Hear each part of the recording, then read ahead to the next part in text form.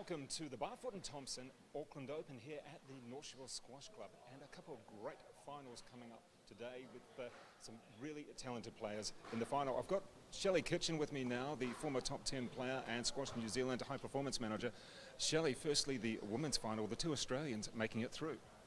Yeah, I think it's going to be a real competitive final. It's great to have the Australians here.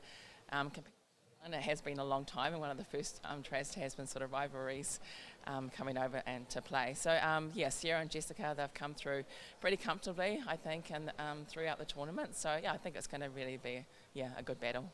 Indeed, the two Australians ranked 59 and 66 in the world, so we should really be into seeing some high quality squash. Shelley, what about the men's final? We have Evan Williams, the top seed, against Temwa Chalisi. Yeah, I think there's a bit of a rivalry going on, I think, at the moment with Evan and the rest of the players. So they've played again a couple of times this year, I think 3 times this year, and Evan has won all 3 battles. So a couple of those matches have been to 5. So yeah, looking forward to a pretty, really good matchup today. And of course, Evan Williams did win the national championships here on the same court in November against Lawamba Chalisi. But today he's up against Temwa Chalisi, the younger brother and the 6th seed. So we'll be back very shortly with commentary of the women's final.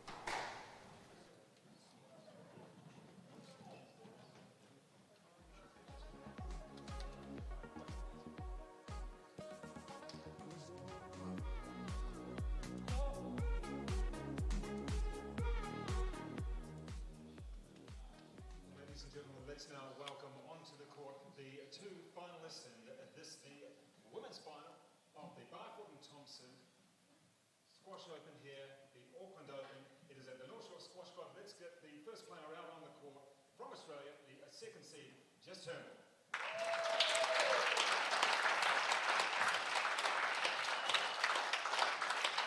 And also from Australia, the top seed, Sarah Carver.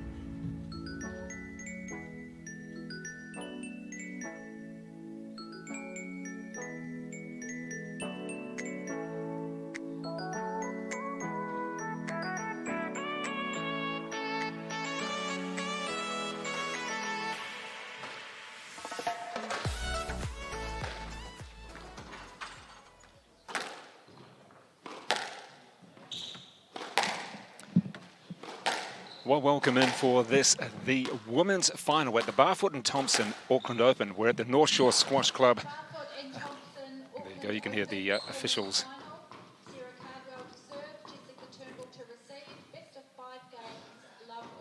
And Shelley Kitchen, former world number 6 and high performance manager at Squash New Zealand. Should be a real intriguing contest. These two players, both with real good history around the game, and so we're going to see that Sarah Cardwell, of course, her mother, the top player in the world just before Susan Devoy, world number 1, and she has that history there. Plays almost a bit like her mother in many ways. Heads out, 1-all. And we can see Jessica Turnbull also has a big history. The squash is flowing in her blood. Her brother's a coach, just about everything there. She lives for the game. Shelley, it's great to have two players where squash is their life. That's why they've got good high rankings. Yeah, it's really great. It's great to see the Australian girls here in the country. I think they've been studying the New Zealand players for many months now. All our tournaments that we've had this year, they've all been live streamed. They're giving them a good chance to really study our players. So these two girls, they are flatmates. Live together in Brisbane, train together as well every day. So I think you're going to know each other's games pretty well. But this is a final of a Challenger 5 event, so I think it's going to be pretty competitive.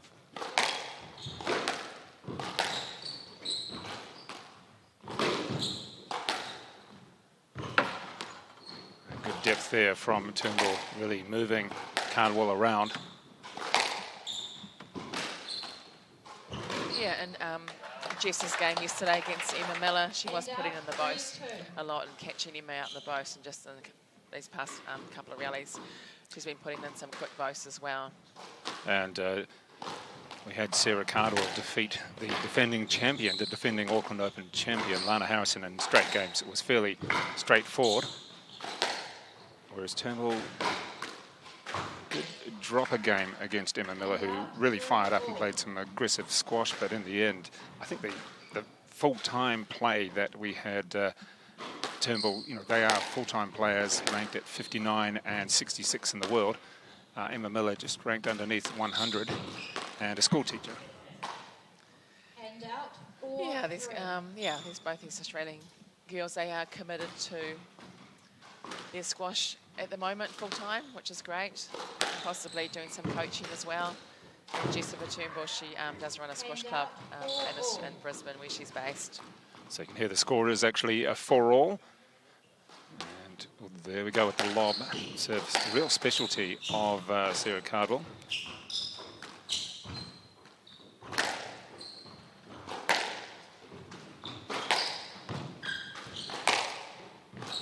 Sarah's originally from Melbourne, has lived there all her life.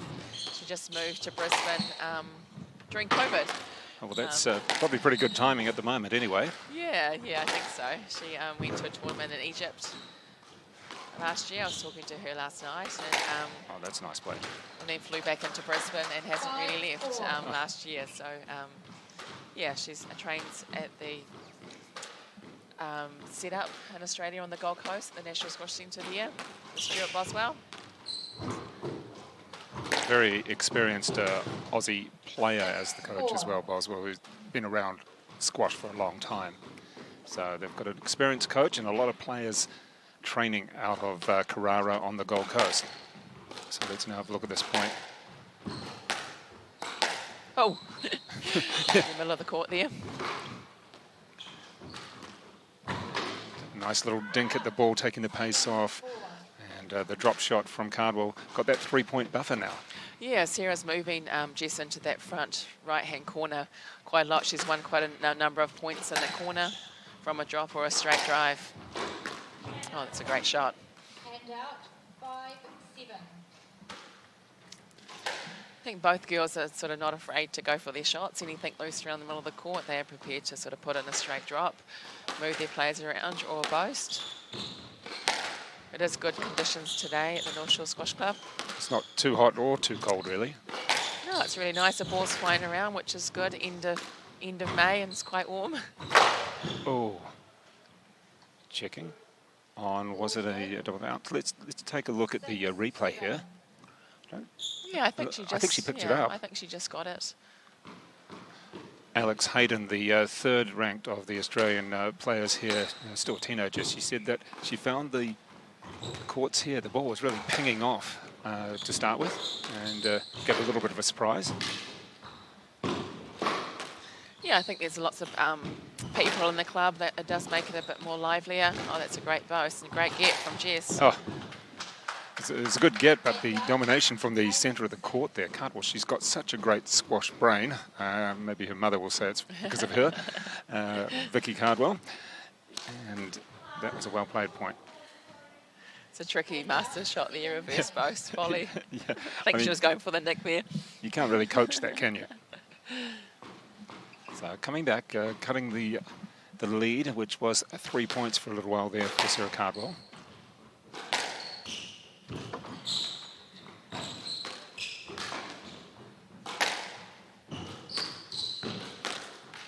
Oh, nice.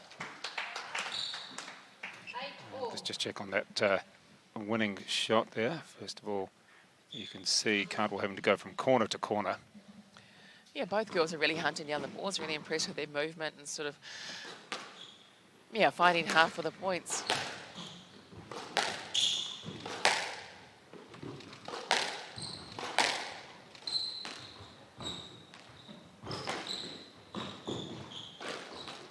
Well, there's that boast again from Jess. Yeah, there's a boast from way back on the court as well.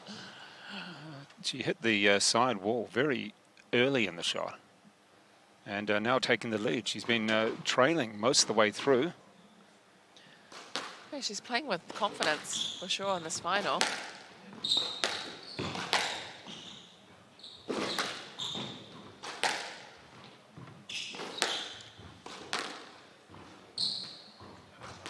Oh, interesting lift on the ball there. Oh. She hasn't hit that many errors in this game. So No, that was quite a vital one, though, to go either up 10-8 or now make it 9-all. And just to point out that serving there with the white and the black, that is the top seed, Sarah Cardwell. And in the purple is Jessica Turnbull, the second seed. Oh, she read her there. Yeah, nice reaction volley. That's what you get when you're practicing with someone every day. Stayed under the line. Those girls are using the lob as well. They're using sort of all variations of the shots in this game.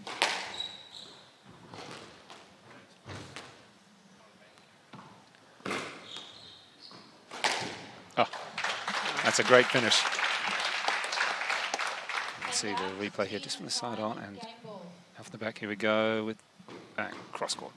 Nice. Yeah, I think she probably decided after that unforced error at 9-all, she was just going to get the ball well away from the tin. 11-9, game to Turnbull.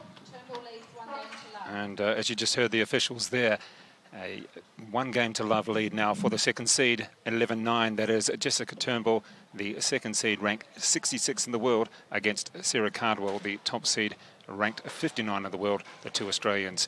Before we do have, later on this afternoon, the men's final, it is Evan Williams against Timoa Chalisi.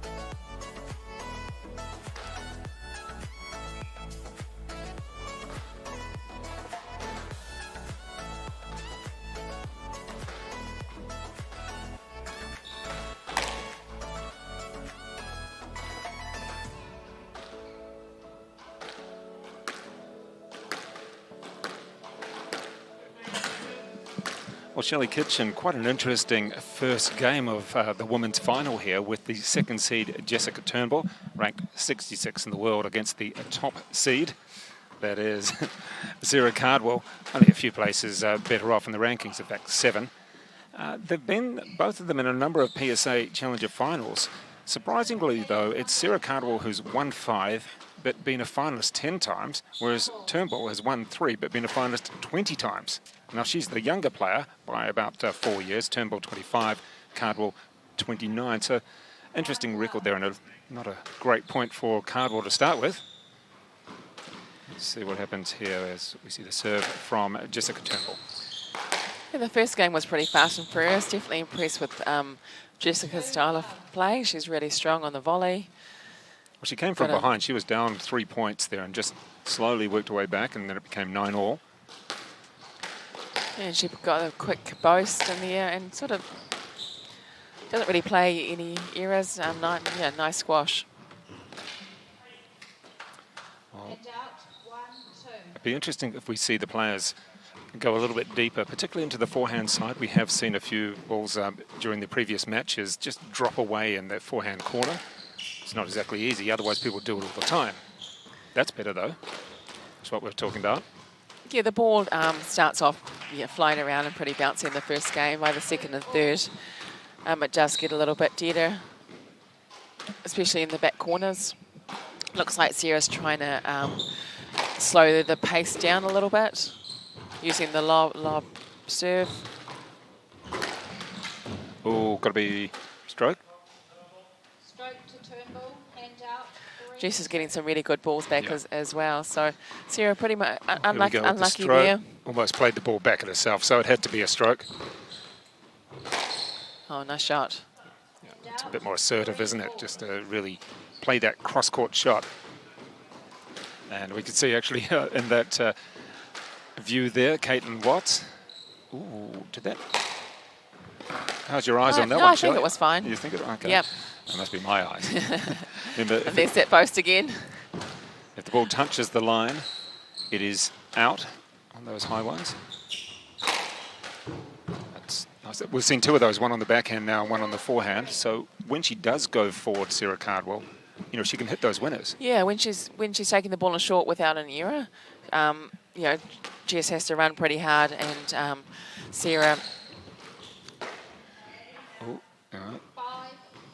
So she's just dropped away a couple of points here, Jess, after the intensity of the first game where she was on, and look at that, just annoying lob serve in so many ways.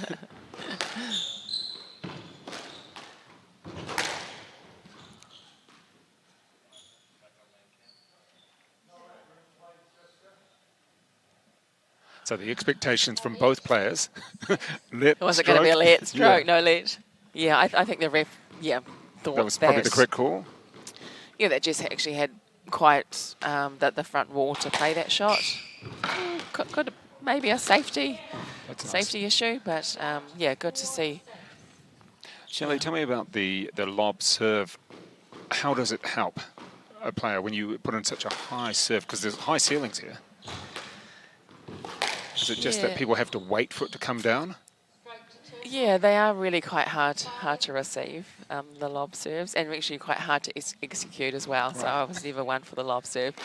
No, you're more power. But it is kind of quite nice to sort of gather yourself a little bit, have a little bit more time to get back to the tee with the lob serve. But if it does go wrong, you are in trouble. But if it goes right, then yeah, it's a really effective way to start the point.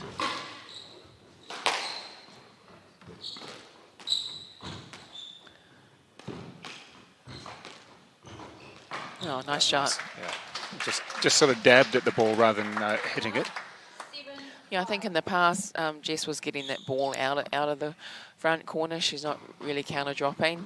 Decided she might try it that time, but then Sarah was right onto that shot.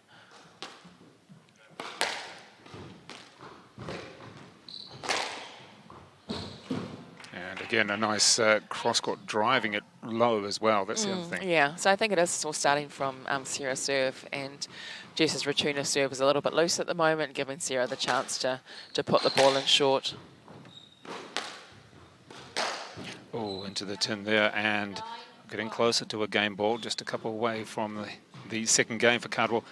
One of the things that Emma Miller said to me on the commentary is that we've got a very high roof here compared to some other clubs around the country. I'm fascinated by that sort of thing. She said that the Hamilton Tennis and Squash Club actually has a lower roof, and having been there a few weeks ago, it probably is a little bit lower than this one, so the lob serve just seems to be even higher. And Emma loves a good lob serve. Yeah, she does. Oh, that's nice off the body. Oops, I don't think Sarah was expecting. Yeah, I think she was expecting the cross court, maybe. I think she was expecting the lob. Jess has been using the lob. There we go on the replay. Oops. Yeah, she was almost taking a step backwards, and yeah, the lob was probably what she was thinking about.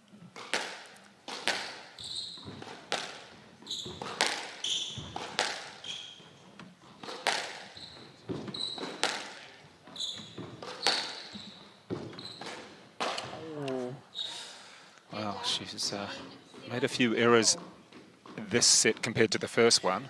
Yeah, Sarah's length has been a lot tighter. Not as many options for Jess in this game.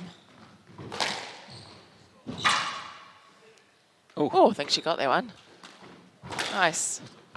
Oh, somehow she recovered. I mean, that retrieving from the back of the court took so long to come down.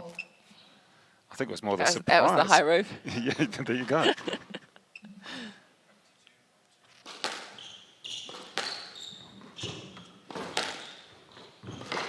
Sarah's also almost anticipating the boast a little bit more now.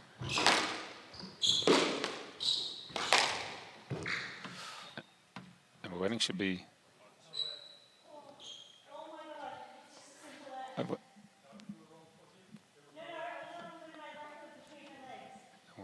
Listening to this. No let, hand out, 9, 10, game ball. Wow. It was a tough call, I think, as the referee's saying that Yeah, she I was think the wrong-footed. Yeah, I don't think she was wrong-footed, but I think, yeah, her leg definitely, her racket just gets stuck, but the ref's thinking minimal interference. Right. What, minimal hitting your opponent? Minimal, yeah, the racket getting stuck in between the legs is minimal. But yeah, I think next time Sarah will just go back and play that ball, I guess. Oh, there you go. There's that ball. The roller almost hit the back wall, hit the join, and we can see here as it goes to 1-1. But let's have a look at this ball. Oh, yeah, you had nothing on that. It was that was tough. That's pretty hard one to take, that one at game ball. We are even Stevens after nearly 20 minutes of play. The first, Jess Turnbull, the second, Sarah Cardwell. These two, as Shelley Kitchen said, know each other so well. Flatmates, they practice all the time. And I guess, was there a player that when you were out on the circuit or when you were playing a lot more in New Zealand that you practiced with, played against all the time? Yeah, a good friend of mine from Northern Ireland, Madeline Perry. Right. So we used to room together all the time, and we played each other quite a lot. We were sort of in the same ranking bracket quite a lot throughout our squash career. So, in the nicest possible way, did you get sick of it? Like sick of practicing, sick of winning, losing? Well, you wouldn't get sick of winning. No. She used to come out to New Zealand as well and train, and we used to go to Australia and train as well. So it's just nice to have someone you get on well with, someone you know. As soon as you practice, it's going to be a good practice. Right. It's going to be a good practice match. It's just nice to have that person to rely on. Although when you do play them, there's certain things you know are going to happen. Yeah, that's not so good sometimes when you're sort of staying with them as well and you lose. Yeah, exactly. And you have to try and room with them as well. So, but everyone's professionals and you have to get over these things pretty quick. Yeah, I guess it's a maturity thing. Get over it. That's what's going to happen. Just looking at the draw for both of these players, how they made it through to the final. Sarah Cardwell, straight game victory over Katie Carrick, who's out of the Waikato, I think, Shelley. And then Cardwell defeated her countrywoman, Alex Hayden. That was in 4. And Alex Hayden's still only 19 years old. And then, of course, in the semi-finals, Sarah Cardwell winning in straight 4, 3 and 4. And at the bottom of the draw, where the second seed, Jessica Turnbull, played, she was seeded second there, defeated Katie Templeton in straight. Then the New Zealand junior, 15-year-old, Ella Lash, the 7th seed in straight, albeit that the final game was 11-9. And then against Emma Miller, interesting clash there, 4 games. That Jessica Turnbull won against the New Zealand champion, remembering that the New Zealand champs, the Oliver Sport New Zealand Championships are in Wellington late next month in the Hutt Valley. That'll be a really key contest. Emma Miller will be keen to defend her title. Caitlin Watts, I think, will be keen to take away that title, and a lot of other players as well in the women's, and in the men's, Evan Williams, the defending champion. So getting ready now, Shelley, for the third game. I'm not sure what we can expect here. Yeah, I think it'll be interesting to see how the girls sort of come out in this game, what their sort of game plan is. Sarah did have a really good start in that first game. First half of the second game, I should say.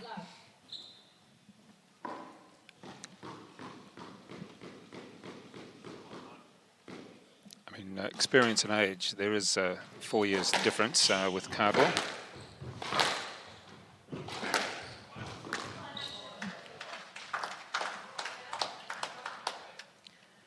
I think if Sarah gets Jess off the tee, she's really strong around the middle of the tee. She does like to volley and does like to put in the quick post. Sarah did slow it down in the second game.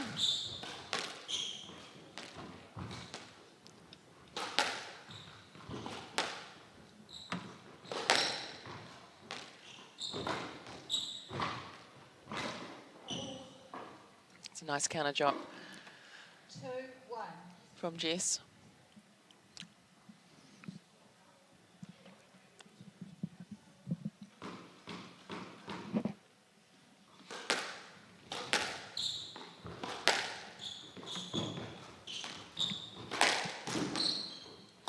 Sarah's reading Jess a little bit quite well. The moment from the front of the court. Oh, sorry, she did. It's always she the did case. in the past couple of points. Yeah, always the case. And these two players do come up against each other quite a lot in practice, and we'll just see if we've got a head-to-head. They haven't really met too often in big PSA tournaments and challenger tournaments. A few times, but in Australia there's only really been Coffs Harbour and one other PSA Challenger tournament.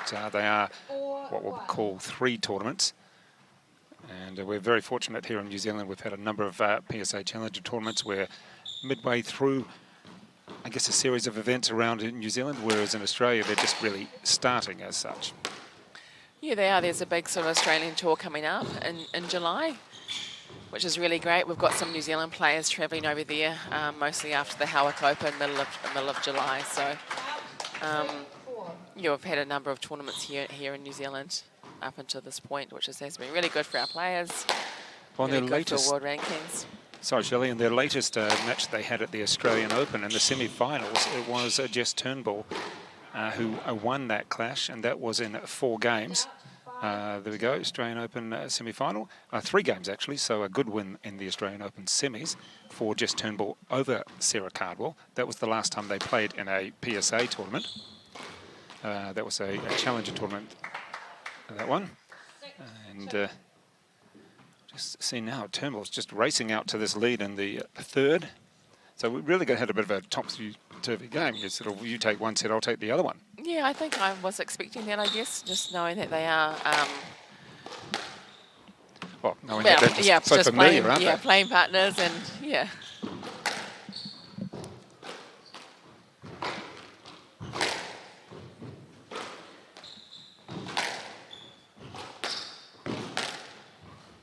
Oh, That's a beautiful ball. this is a great rally from the girls. Moving each other around all 4 corners of the court. Oh, it's a great drop. Yeah. Nice. What I like about Sarah Cardwell, the way that she runs here, we'll see the winning shot in just a moment. Let's have a look at this drop. Chopped it. Is that Cardwell, when she's running, she almost doesn't look rushed. It's great. Obviously she's got a good brain for the court and knows where she's going. It doesn't really seem to be that rushed. Yeah, she does move really well. She's really strong on the court. Oh. Nothing you could do against that, though. Yeah, anything loose around the middle of the court, both girls are quite happy to take the ball in short on a straight drop. See it on the replay there. She came under it, so there was going to be no bounce back. Yeah, good slice on the ball.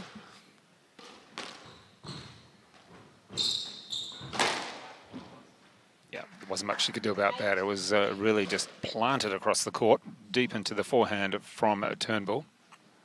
Yeah, her drops are going in really nicely in this game. It is really tight and not giving Sarah much opportunity to do, well, she can only really sort of counter drop, and Jess is right there. So good running there from Sarah. That's great. 9-3.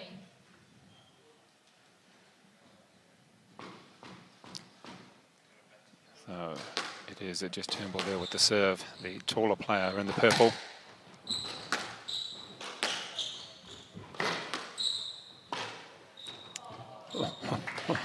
That was jammed up against the wall as well. I think she was a little fortunate with that one because her racket was bang against the wall, but the angle was great. Yeah, I think she's probably quite happy to go for the risk when you're 9-3 up. You do Oh, there we go. volley boast in that situation. So great nice game from Jess Turnbull. Yeah, nice drive down the forehand wall to win that one. And it is 2 games to 1 for Jessica Turnbull over the top seed, Sarah Cardwell.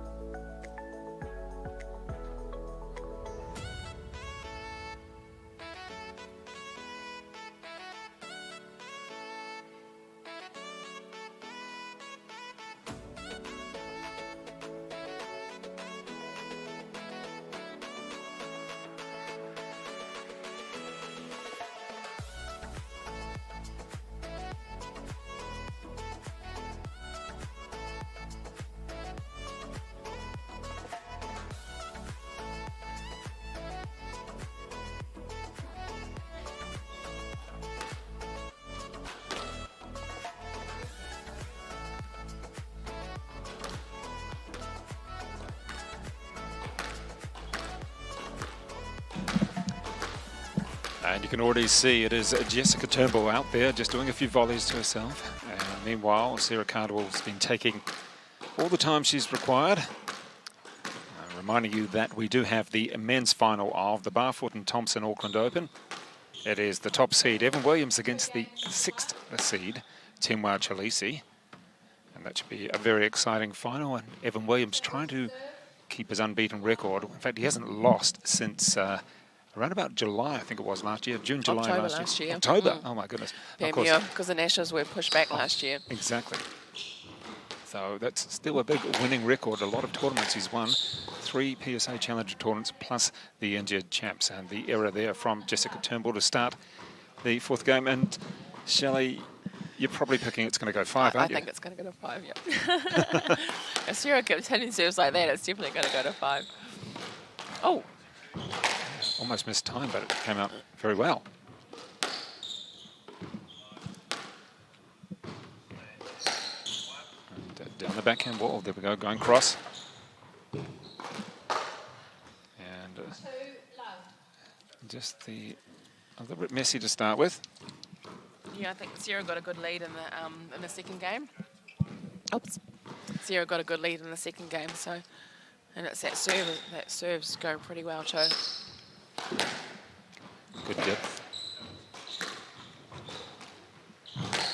Yeah, nice drive backhand. Knew where her player or her opponent was and was able to just double check. Sometimes you see the players turn around and do a real look at. Evan does that a lot actually. He turns his head, knows that he's got enough time. Oh, wow, shot. great shot. Yeah. From love 2 to 2-all.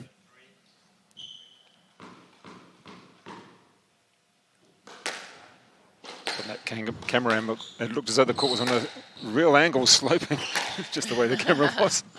It's not, folks, we can tell you. Gee, hugging the wall again, both of these shots. Oh. Oh, I think that was just in. Jess is really good on the volley. Really strong in the volley and in the air. Good hands. Oh, that's a great shot. She read that. Good money from Sarah.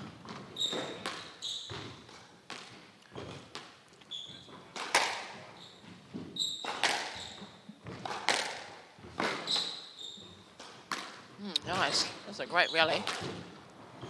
Probably the longest rally in the match, I think. Oh, nice. Boast. Boast. But that's the thing, she does boast from quite a way down the court. It wasn't that she was boasting from the top corner, it was from quite a way down the court to get that, create that angle. She's got good variation in the back of the court. You kind of know the boast is coming, but you're not really kind of quite sure. Oh, she just got that one. And a much better. That's 4 points in a row now for Jessica Turnbull as she works her way back into the fourth after being down love 2. She has a 2-game-to-1 lead at the moment, the second seed.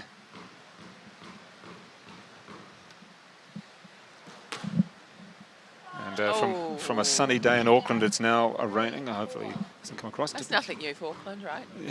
Yeah, exactly. It's beautiful this morning. Any rain that we do have is nothing quite like some other parts of the country.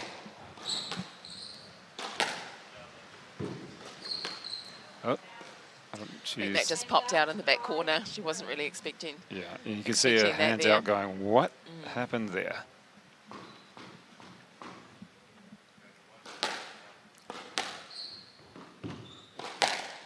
And let's see how long we stick on the backhand wall. Ah, there's that one. What's she going to do here? Oh, nice.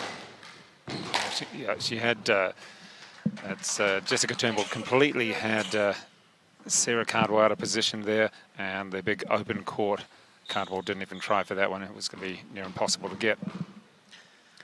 So Turnbull with the serve.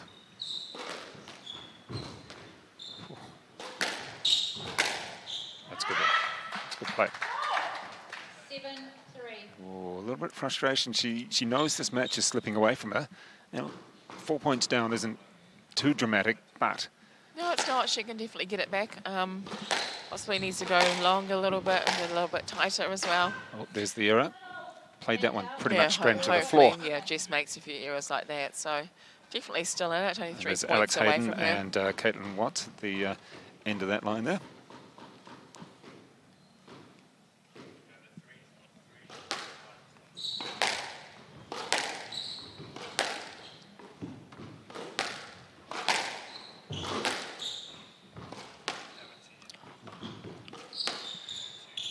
Love that play.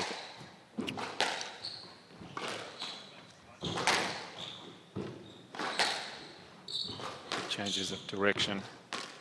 And, oh, that's the 4-point bonus again. Just Turnbull. Had a couple of unforced errors, but otherwise we've seen a couple also from Sarah Cardwell in this fourth game. Yeah, Jess has been really consistent in this game.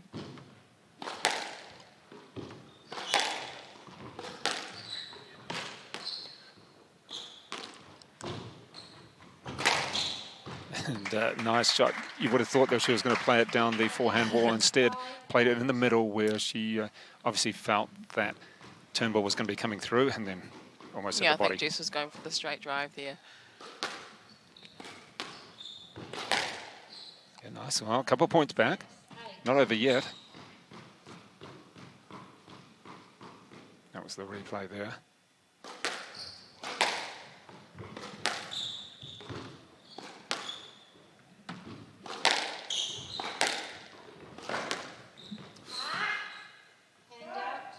Clipping the side wall and out that ball.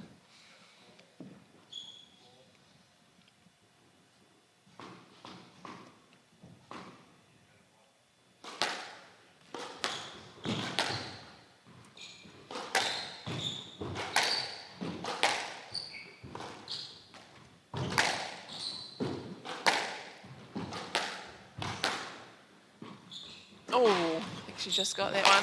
Oh, nice. Oh, nice. And we're coming up to match ball. The first, there we go. The first match ball of the women's final, Barfoot and Thompson Auckland Open women's final. It is Jess Turnbull serving against Sarah Cardwell.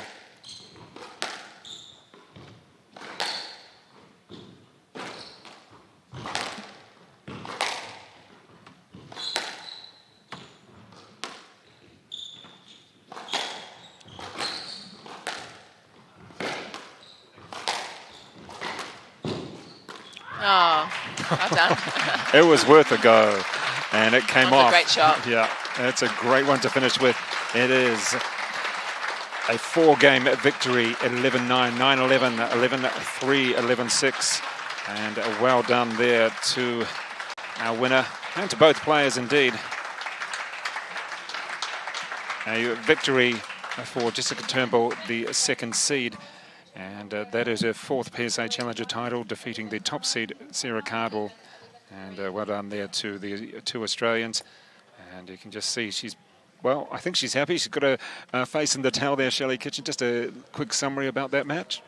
Yeah, I was really impressed with Jess. I think she's really steady across the court. She's got a really good volley on her, lots of variation as well, and a really good quick post. But Sarah, give her credit, she keeps running for the ball. And yeah, we'll definitely see more of her this year for sure. Well, let's hope that COVID means that they can keep on travelling, and certainly between New Zealand and Australia. Coming up in around about 15 minutes' time, we will have the men's final, the Barfoot and Thompson Auckland Open men's final. The top seed, Evan Williams, against the 6th seed, Temwa Chalisi. Congratulations, though, to our winner, Jessica Turnbull, and she takes out that final in 4 games over Sarah Cardwell.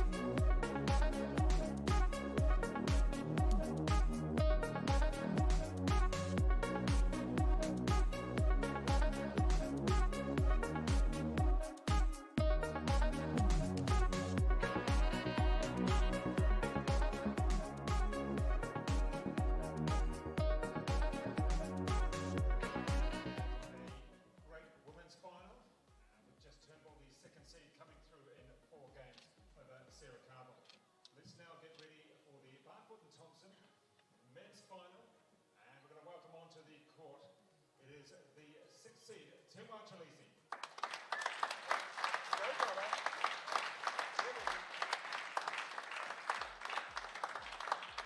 And his opponent in this final, it is the top seed, Evan Williams.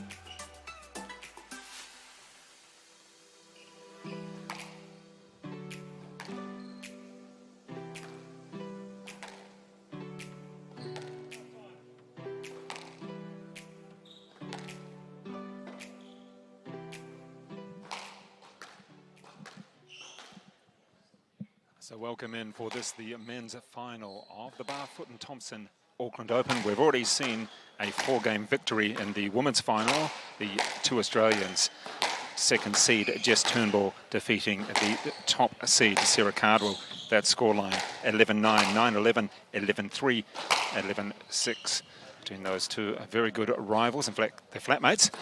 In the meantime, though, Paul Hornsby joins me now, the former New Zealand coach and coach out of the North Shore Squash Club, the location for this tournament. Paul, great to have you with me, and this should be a real intriguing battle. Yeah, afternoon, Dave. I think you're absolutely right there. We've got, you know, two very different styles of player on the court and two players at opposite ends of the career. So I think this is going to be... I don't know if Evan Williams will be happy with that. He thinks he's going to keep on going for a long time. No, I mean, he's doing a lot of coaching now. He loves playing all the domestic tournaments. He had a few overseas events lined up. But, yep. You know, he's so difficult to beat. I think the last time he lost was Panmure in October last year. That's a long time to stay undefeated in New Zealand.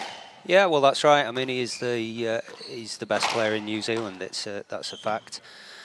And he's been sort of hunted down by this group of young players who are consistently getting close to him, but he's just, you know, it's funny to say winning becomes a habit, and he seems to have forgotten how to lose, which is good for him.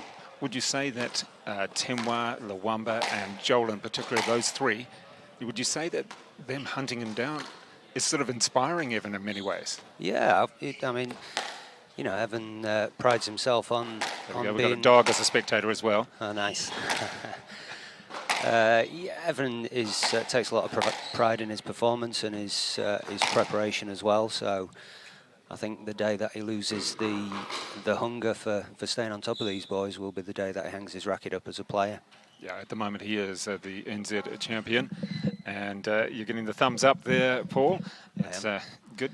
The funny thing is with the club at the moment, the Auckland Open, the Barfoot Thompson Auckland Open, is that there's actually around about 200 entries, because we've got divisions, I think 7 or 8 men's divisions, and I think 4 or 5 women's, and the other courts have certainly been in use the last few days and today as well. It's great, absolutely. Isn't it? Yeah, it's been a great turnout. It's great effort by everybody who's been involved in organising the competition, and yeah, unfortunately, not many of these players have broken any strings, though, Dave. So which is convenient.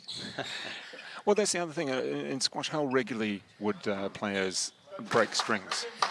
I mean, there's a few variables there. Style of play, how often the play. Spin and the slice, I guess. Yeah, how often hit the frame. Yeah, that's what you want more of. It's your club. We should just say a quick thank you for the efforts of Tyler here at the club. She is the manager at the club, and she's been putting in a lot of hours, and also John Fletcher, the general manager from Squash Auckland as well. And a couple of conversations already.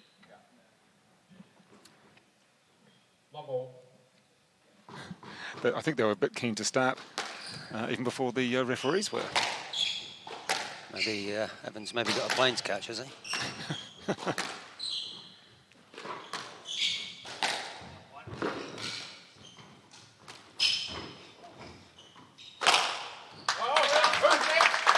That's a good start, isn't it, for Tom? I know it's only the first point, but you want to start positive, and he was really pushing forward.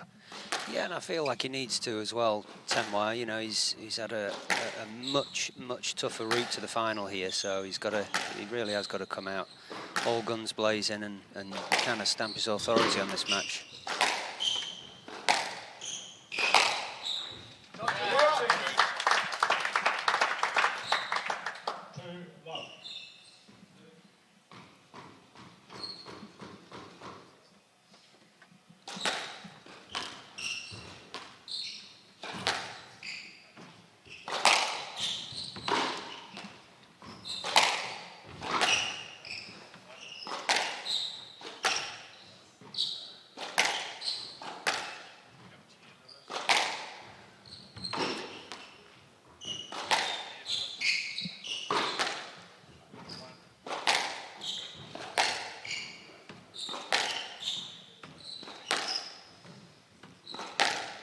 Paul, as we see a long rally here.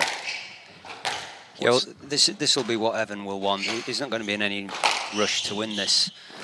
You know, this first game or these first few rallies, he's going to want to put some work into Tenwa, and that's going to be his challenge. The first couple of rallies, Tenwa very hard, low hitting, looking for opportunities to get the pace up, and I think if Evan can just absorb that, he'll be more than happy for this first game to be a bit of an attritional one. Well, he did absorb it in this rally, and then see how he just dabs it nicely there. Well, not quite in the end, though. It looked as though he dabbed it nicely, and then we said not quite. It was a good play from Tenwa. Yeah, a bit of an uncharacteristic error from Williams there, because I did watch the semi-final yesterday against Luamba. He was very, very comfortable in that match, to be honest. Especially the second and third games, I felt Evan moved pretty well and kept the ball out the 10. And right on cue, that's his second and fourth error in a row, so he's making up for it in this game. Yeah, exactly.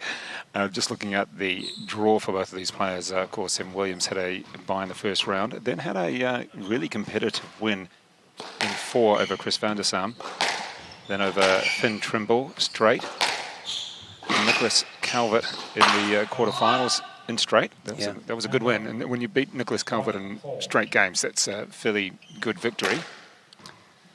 And then defeating, as you said, Luamba Chalisi in straight. So, yeah, he's had a good run. Yeah, he looks good. He's as I say, I mentioned his movement in the semi-final. I think when a player gets towards that sort of back end of the career, if they can move well, they're never going to lose the racket skill. And the other thing I feel that Evan's got over these guys is his creativity and his general tactical awareness. Very clever player, always been very analytical, and so kind of leaves no stone unturned when it comes to the tactical side of the game. And I think a lot of that's down to the exposure that he's had in the last sort of 12 years over his career. He's played on some pretty big stages against the best players in the world, so a lot of lessons have been learnt over the years, and if he can move well, then that can be a bit of a clincher for him.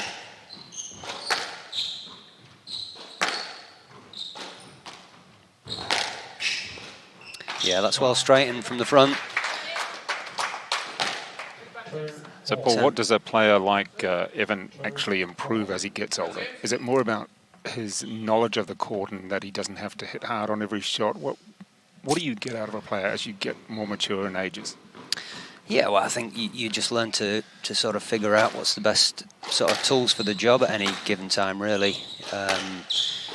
Whilst in a training situation, you'd be looking at where your areas of for improvement are, which Evan's, my experience working with him has been very good at doing that. And then once you've done that, it's figuring out, the specific opponent on any given day and how you're going to kind of contain the strengths while exposing the weaknesses. So it's not the sort of thing you learn in a week or two. It takes time.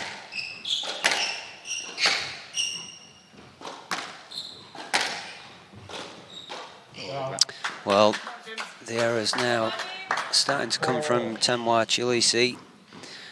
I did feel that he got off to a great start, but maintaining that for the duration of this first game was going to be a big ask. And I think, as we've seen, the rallies have got longer. Williams has settled into this now. Well, Temwa Chilisi does have a bit of a habit of coming back. And in, what was it, against Reece Dowling, he was down by 2-0. Managed to come through in the end, although I just suspect that's not something you really want to do against Evan Williams. Once he gets the lead, he's not going to give it back. Yeah. Well, he was actually... what happened in that match at Henderson? We were talking about that off camera. That was the semi-final at the Henderson event, the Challenger event. That was very, very early in the season, and he had some huge opportunities there. Just didn't quite take them. In fact, Evan Williams, I'll call it somehow won that event. He had match points against him, against Temwa in the semis, and then also several match points. I think it was 5 against him, against Joel Asker in the final. Remember. So it was quite a dramatic tournament there for Evan Williams, but he did show that it's not over until the very last point. Oh, that's a nice flick. Nice flick, brought Evan round for the forehand drop, and then just at the last second snapped it across. So how do you coach that sort of shot of holding the ball out in front? It's a difficult one, isn't it? Yeah, I don't think it's a particularly difficult shot to play for these guys of this standard. The technical aspects to it are not particularly complicated, but it's that awareness of when to do it, understanding how your opponent's moving around you, and using it at the right time. You certainly don't want that shot to become predictable, because it'll soon backfire.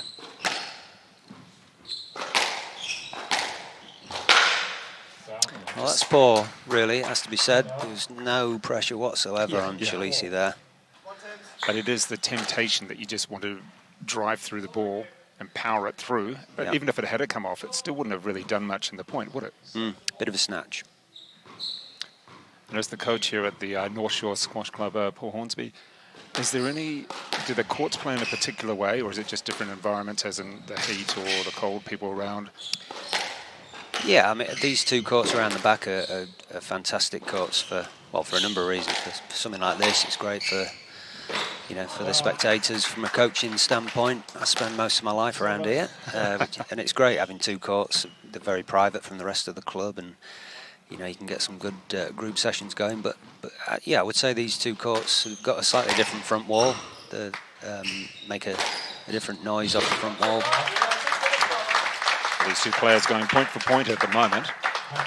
Interesting use of what is the forehand deep in the forehand corner for the right-handers and the backhand corner for the left-handers.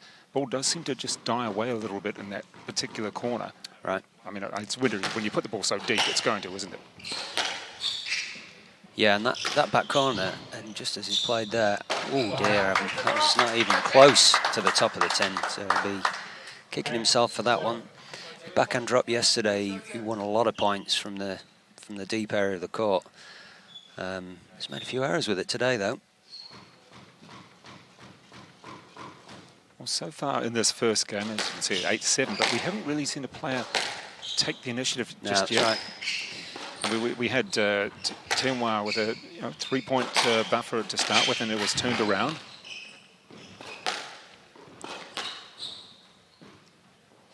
Yeah, it was quick. The first few points were, I think he was 3-love up after about 90 seconds.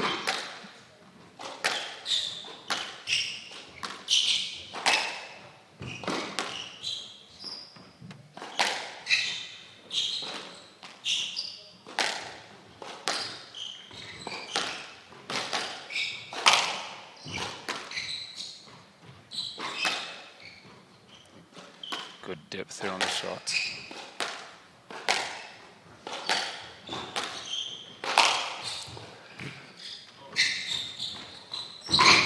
Again, you can see. Did he get it? He did. Yeah, he got that, yeah. This is good pressure from Chilisi. You can see he's taking every opportunity to really crunch that ball into the back corners, but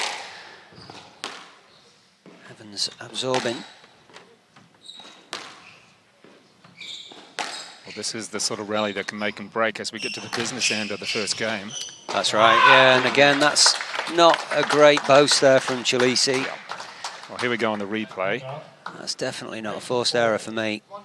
It's a bad choice as well. That had to come straight. You could see from the replay there, Evan was onto that. And it's a big point as well. It's a nice return. Very nice return. Well, it was all or nothing. I tell you what, if that had gone in the tin, I'd have been talking about a wasted play, but instead it comes off as a winner. Yeah. Yeah, very low percentage shot, isn't it? Yeah, and as a reaction to the previous rally, it's not something I'd encourage a player to do. Yeah.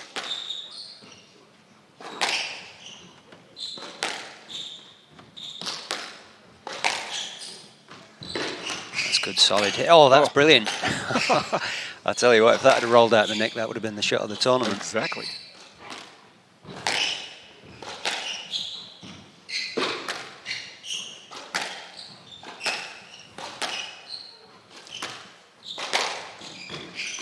That's 2 nicks he's gone for, and it was. I mean, if we see how that ball sits up on this nick attempt, came right up to shoulder height for Williams to put that away. And we should point out yesterday, Timur actually had a bit of a violation against him because when he was running into Joel Ascott, it wasn't just a run into it, appeared to be a shove. I'm not saying he was trying to shove, but the officials did say you've got to be careful. Yeah. Evan will be aware of that. Yeah, he's pretty quick at getting out of the way.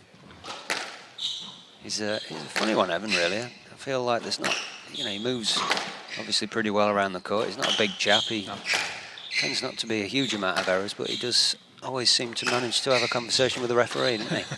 Yes. Have you noticed that, Dave? Oh, yeah.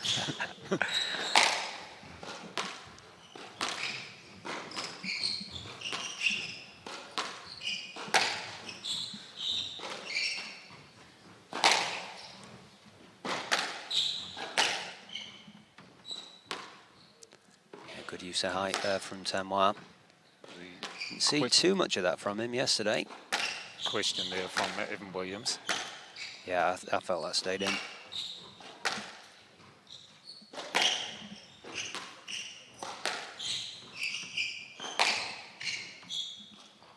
Oh, that's nice. Great rally from Chilisi.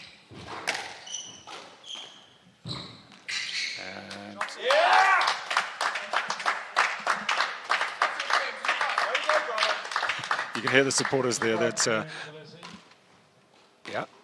Chilisi down there and Joel Ascott. Yeah, these guys obviously train together.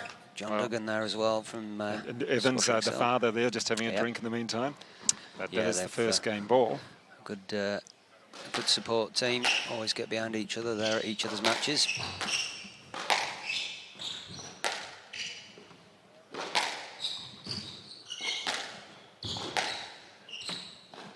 Well, that one really hit the join, stayed low.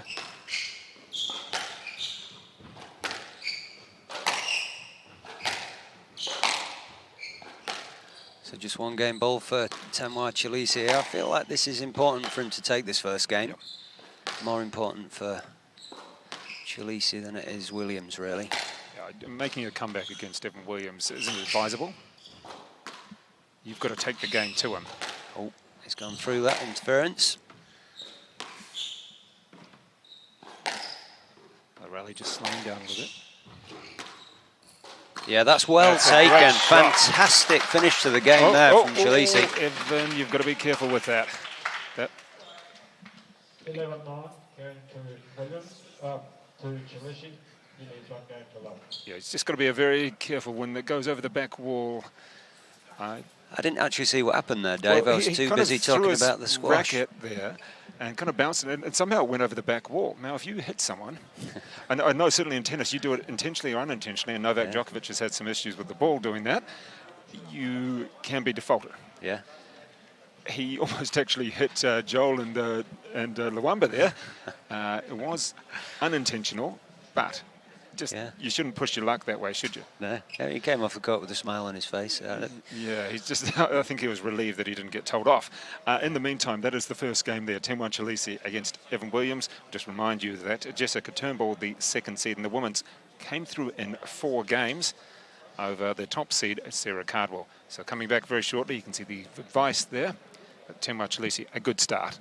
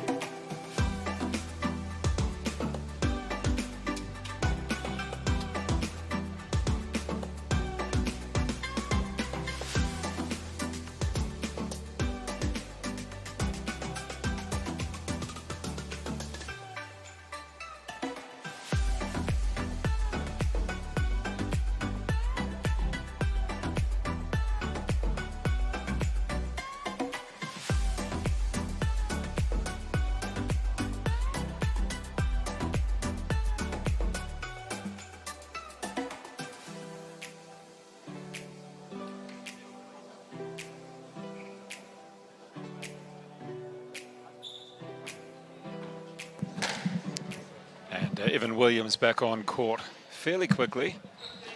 There's a habit of what he does, Paul Hornsby. He takes off his shirt, goes for a little bit of a walk, about 20 metres, turns around, comes back, just cools himself down. It's got really warm here at the North Shore Squash Club. There's a few bodies around, and not just around these courts as well, and the other part of the venue too. And the boys just having a little bit of a chat. Yeah, a little bit of a smile. I mean, it's competitive. And I'm sure we're going to get a few more let calls and a few more questions of the officials in the second game. Yeah, never really got too much chance to talk about that last shot that Temuera Chilisi hit in that game. Forehand volley drop. It was absolutely perfect. So that is going to give him... I mean, it's just a great way to finish a game. A real close first game like that. He's desperate to win and to finish it in perfection. Will give him a real buzz moving into the second game. Oh, it's nice to win a game on a winner that you hit. You know, the error is always great, but the winner just feels so much better.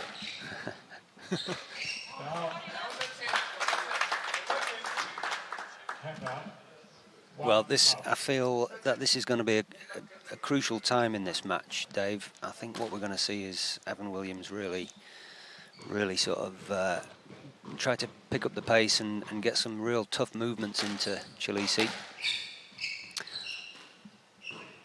Yes, Clint. He certainly won't want the game to start the way the first one did. We've got a let call there, and not too much of an argument from Temuera. He just looked at the officials. Yeah, it's difficult to argue with that one. I mean, I'm sure he'd rather play a let than get a ball in the back of his leg. Yeah, exactly. Well, that's a good get. Yeah, I didn't get that one. Yep. A well-executed point.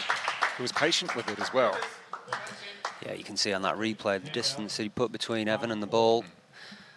That's Yeah, good no, squash. it's good when the players actually are patient. It's so often you want to rush the point and just get it over and done with, but you have to play it as a full point.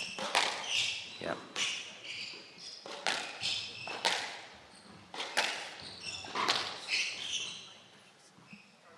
Oh. Doc, are you agreeing with No, that? I'm not agreeing with that. I think there was plenty of space for him to hit the ball there. And I think Kevin got out there. I mean, it was not a great shot from Williams, but he was out of the way. And you see our officials there. Yes. We've got quite a few eyes watching this. Yes, mate. So the lead there. I guess it's about getting the traffic down the middle. And, you know, Team One's a solid lad. Evan knows what he's doing. And they're going to compete for that, I guess, the tee. They're going to compete for the best position, aren't they? Yeah, absolutely.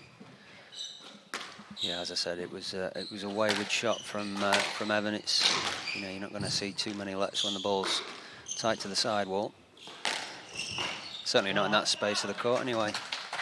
Well, it's when you get the physically bigger players like, say, Glenn Templeton or Finn Trimble and Chris Van der Sar, you've got some size out there, and the traffic's always busy. Or Mason Smales, for instance. Yeah, big boys. Quite a few of those boys have been in my shop this weekend, seeing if I can get them a pair of size 15 shoes, which is a bit of a big ask. Yeah, Mason Smales is only 16, but size 15 shoes, and he's probably growing. So, we've got the string there. Oh, there you go. You could have another stringing job, Paul. You're certainly changing rackets. What would someone, or most of the pro players here, what would they be stringing their rackets at? Tension-wise? Yeah. Yeah, I mean, again, that comes down to personal preference. I mean, Is there an average that you string?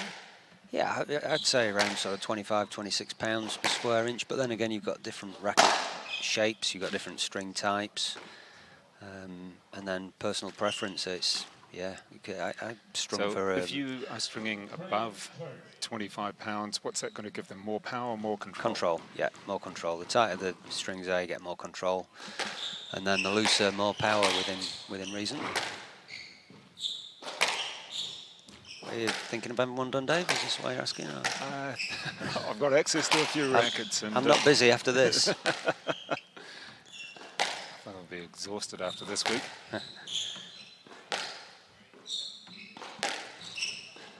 Well, I do have to say, if anybody's thinking about it, squash is fantastic. Even if you're on the court by yourself, just to hit 100 shots in a row, you'll be surprised at how good you can feel, or how relaxed. Oh, that's great stuff. And there's that tactical awareness that we spoke about from Williams. It came at an uncomfortable angle. It's a bit of an awkward one, coming straight at his head almost. Just managed to improvise with his racket and punch it through into space.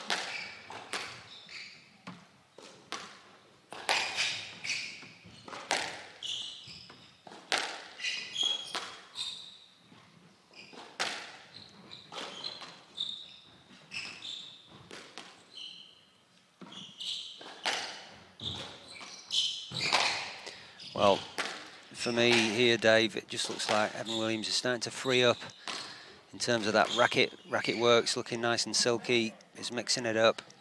Well, the racket was behind Timwar as he came back. I'll tell you something there, Williams Dave. not giving in. Did he give an let? Giving a let. He's given a let, yeah. It was the way Evan Williams shaped up for the shot there did not match up with where the ball was. Yeah, yeah. And I mean, we've got Glenn Carson. He's the most experienced referee in this country. He's refereed on the world stage numerous times. He's not going to. He's not going to miss that. Respect that. Yeah. I mean, they may not respect or like the response, but they respect that he has got the response.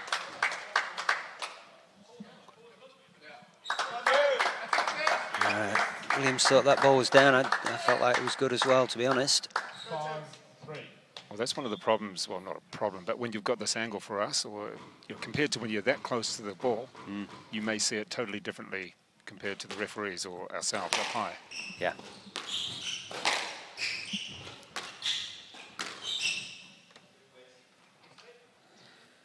Yes, leg.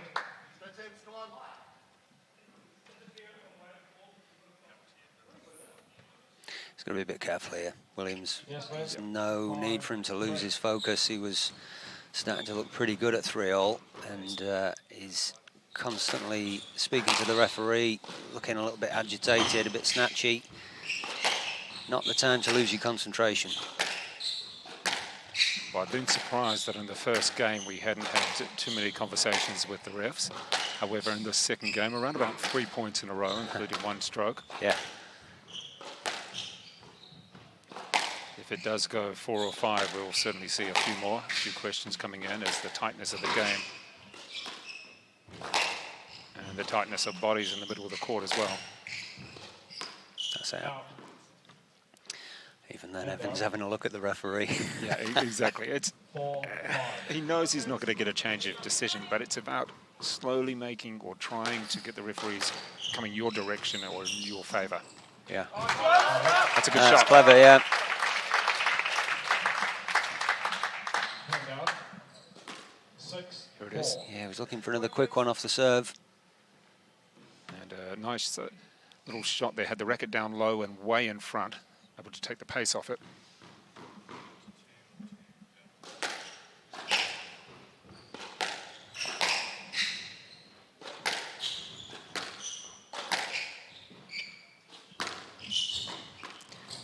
Well, there's that long drop from the backhand. It served him well yesterday. Stays in. That's miles away from the nick. Strike to Williams. No need. There's no need, Evan. Just get on with it, mate. Hand out. I mean, the ball was hit so hard and on the post on such an angle that it was always going to be difficult for Chilisi to get out of the way. Yeah, he stitched himself up there, missed the nick by a mile.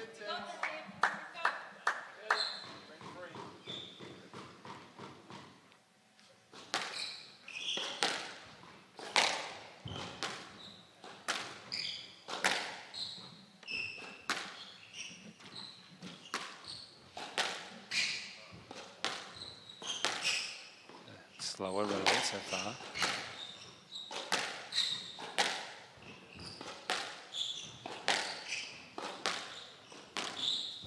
Oh, that's a good change. Well read by He's got Evan. it. Got it back.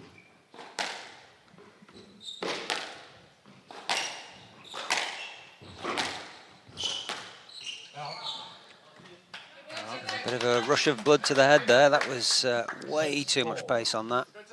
Paul, we've been discussing about Timoir's game in the past with other players about how there's usually 2 to 3 unforced errors a set. Yeah. There's one. I mean, he came through his match yesterday against Joel Ascott, and it was a long match, but I felt that when, the times that Joel really sort of took control of the scoreboard, it was runs of errors from Chilisi. 7, 6. All seemed to come in a row rather than, scattered through the match. Just a style of play, 2 to 3, and against a better player, 2 to 3 unforced errors are just going to be jumped on Yeah. and taken. No, that's right.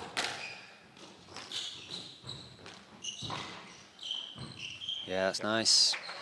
Good speed into the front of the court there from the Wellingtonian. 7 all. Just interesting how it's almost a replica of the first game. We're now at 7-all as we get to the tighter end.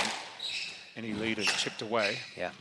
Well, I said in the first, Evan would be fairly relaxed about not winning it and making it tough, but he'll certainly not want to go 2 down. Oh, that's superb. Yeah. Absolutely superb. And fair enough to feel fired up after that one. To hit that from the back corner is tough, and it's well done.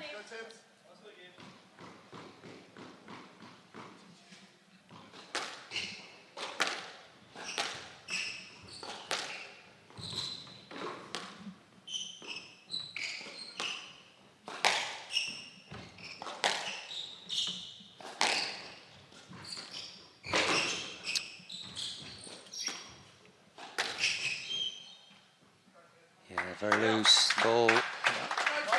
only just staying in the width of the service box there. Strike to Chilisi. He was scrambling a bit in that rally. 8-4. No big argument from Evan. He was hoping it would go back to a let, but not going to happen.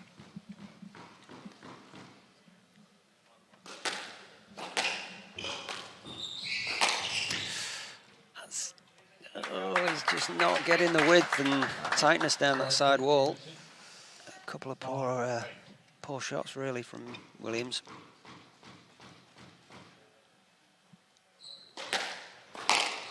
No red. He was on that No serve red. like a flash, Evan Williams. Yeah. I think the ball was going so quick that Timwa really didn't have much of Yeah, an he was not opportunity ready to for get it. there. Good response.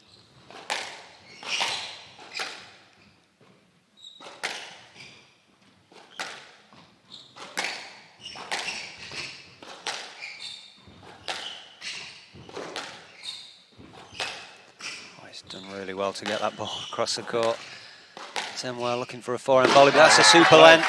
Brilliant down length. That's exactly what he wanted. You can see on the replay here, Evan Williams Handout. just having to zip around Timwa Yeah, there. going And right. That's a long movement to make, Yeah. and the fact that Chilisi got the ball down onto the back wall there was the killer blow, really. Great way to set up another game ball to go 2 up. well, this is one for the books if he does go 2 up.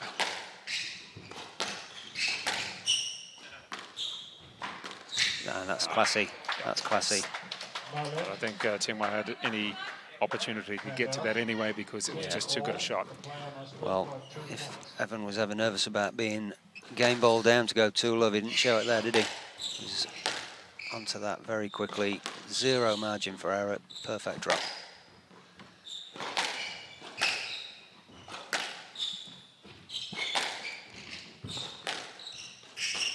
Too big.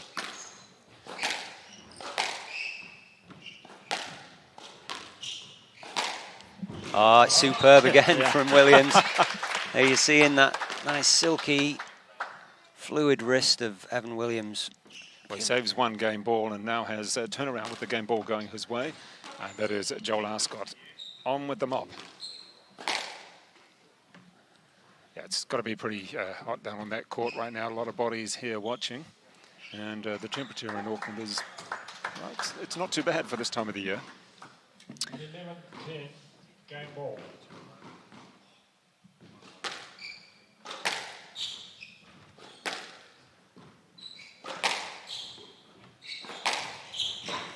Yeah, he's making Chilisi do some big movements here at the end of this second game, and he's taking him, he's letting him off the hook there.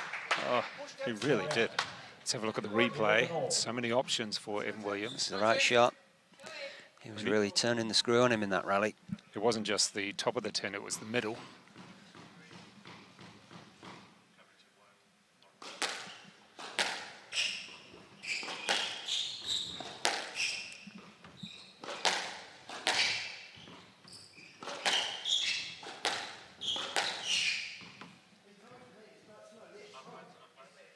Yes, left. You see where the ball is right Happy now. with No one's that one? touched that ball since it was hit, and it was pretty loose. 11 all. And that's the thing, any loose shots at 11 all, you're just dicing with Risky dicing business. With defeat. Yeah.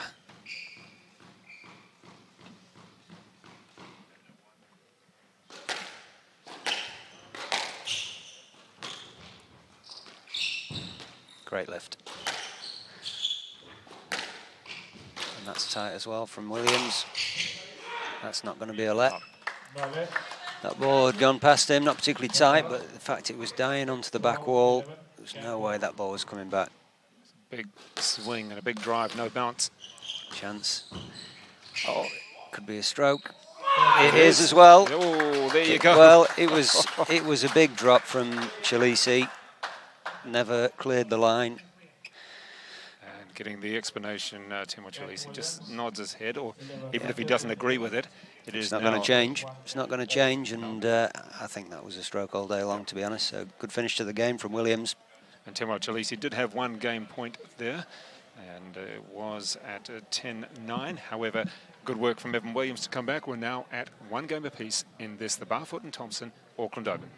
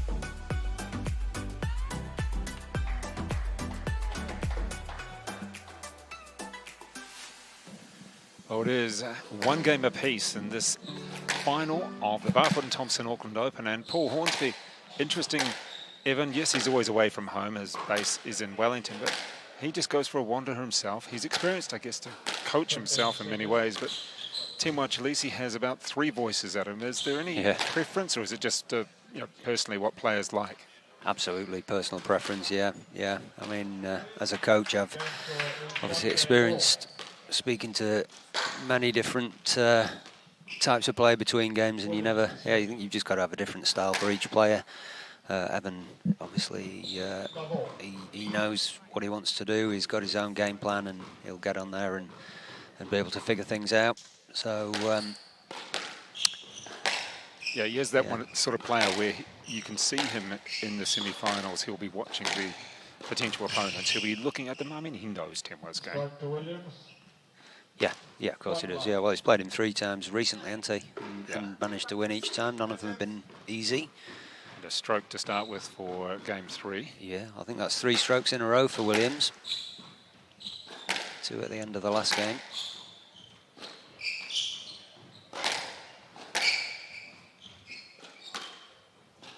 Oh. I mean, nice thought, nice Good angle. idea, yeah. Just a bit too fine with his margin.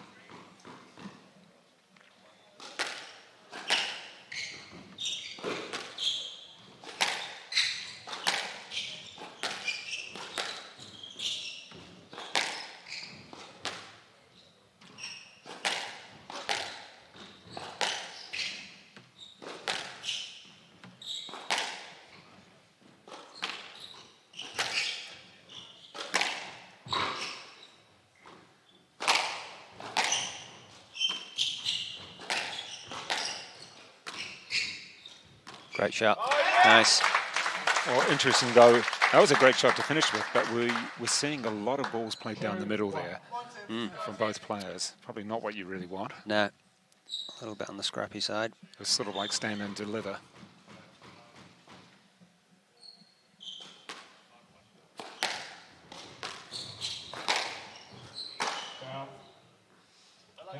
The palm in the head there from Temuera Chalisi. What did I do that for?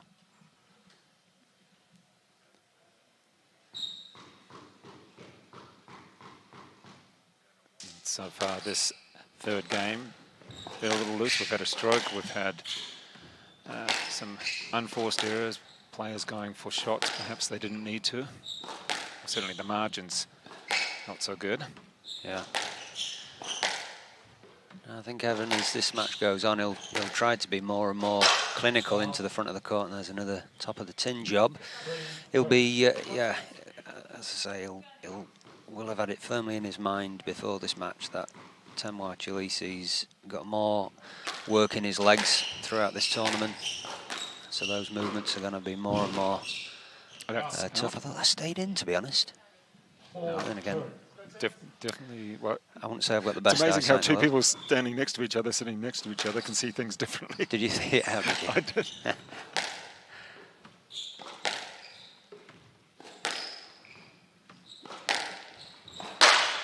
dear me. Well, we're hearing a lot of 10. We are. 3-4. Yeah, just when it looks like someone's going to take control of the scoreboard, it gets handed back. Now the 10 here, if you hit it front on, it makes quite a bit of a noise. If you hit it on the top, it's not quite the same noise. Hand out.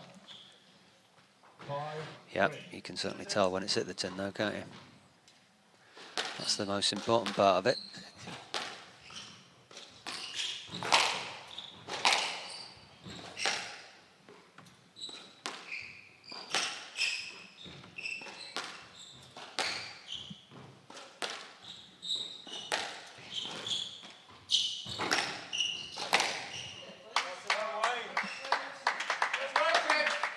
No lead. No lead. Hand. Certainly the ball was played very quickly down the wall. Yeah, it was. 4-5. I think Evan Williams probably left it a little bit too late to actually start moving. Yeah, probably. Probably did, to be fair. But I think if there is a clash between these two guys, I think I know my money would be on to come off best. Yeah, he's a very strong boy, Temwa Chalisi. Tell me, Paul, with your pro shop, you've had quite a few Australians coming by chatting to you. Have they enjoyed being out of Australia? Have you enjoyed having them here? Oh, it's fantastic to see some overseas players in the country. And it's a shame it's only the Australians that have managed to get across. And 2 years ago from now, rather, I think it was just as the word coronavirus was starting to be used. We had a fantastic tournament. There was Malaysians, players from Hong Kong, obviously the Australian contingent. It really did feel like a very international event. So, you know, for the players as well, you know, it's great to have different players in the draw. Well, it's not just on the court, it's also just to see your friends and rivals from other countries, and it does help lift the players, doesn't it? Yeah, of course. Oh dear me. Evan Williams not happy. You can see there, that's... Hitting yourself in the leg or the foot like that isn't going to help. Do yourself an injury more than anything else. Oh dear me. Hand out. So both boys in poor errors from that exact same spot on the court. Just kind of collapsing into the ball a bit, really. This third game is really... Oh. It hasn't been ideal. Not one for the purists. No. 8-6. I think you could call it a messy third game compared to the first two, which were quite well structured and very well played and points planned out.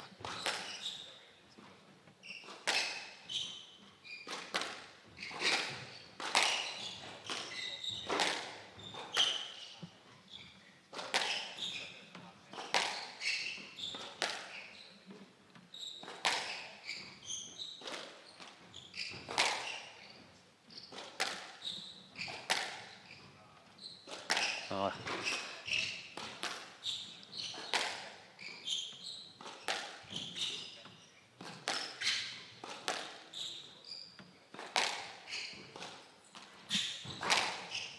Yeah, well done. Good shot. Just got it underneath Temwa's wingspan there. He was looking for a volley. The ball was fading away. Perfect width. A lot to be said for practicing that width on your cross court. Yeah, I thought he'd moved across pretty quickly.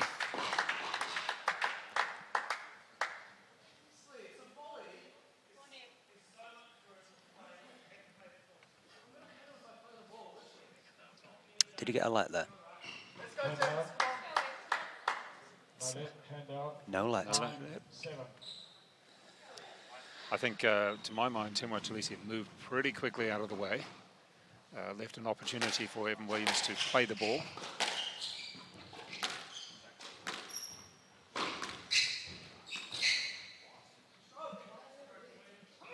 Strike to Williams.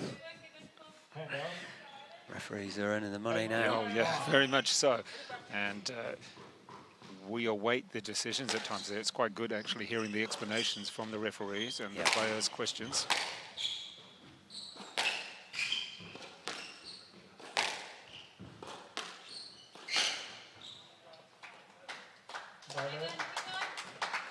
No let for Chilisi. I think the players are going to be careful that they just don't have to. You don't have to question every single call.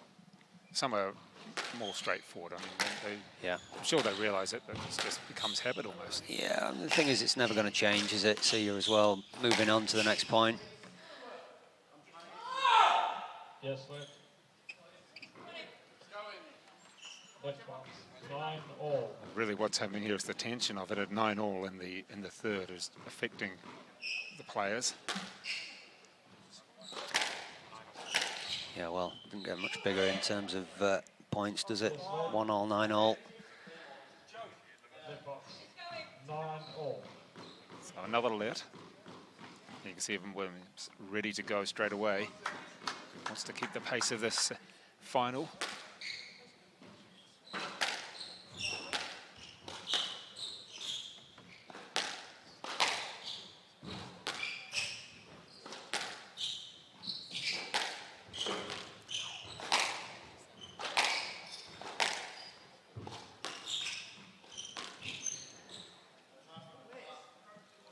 Stroke to Chilisi.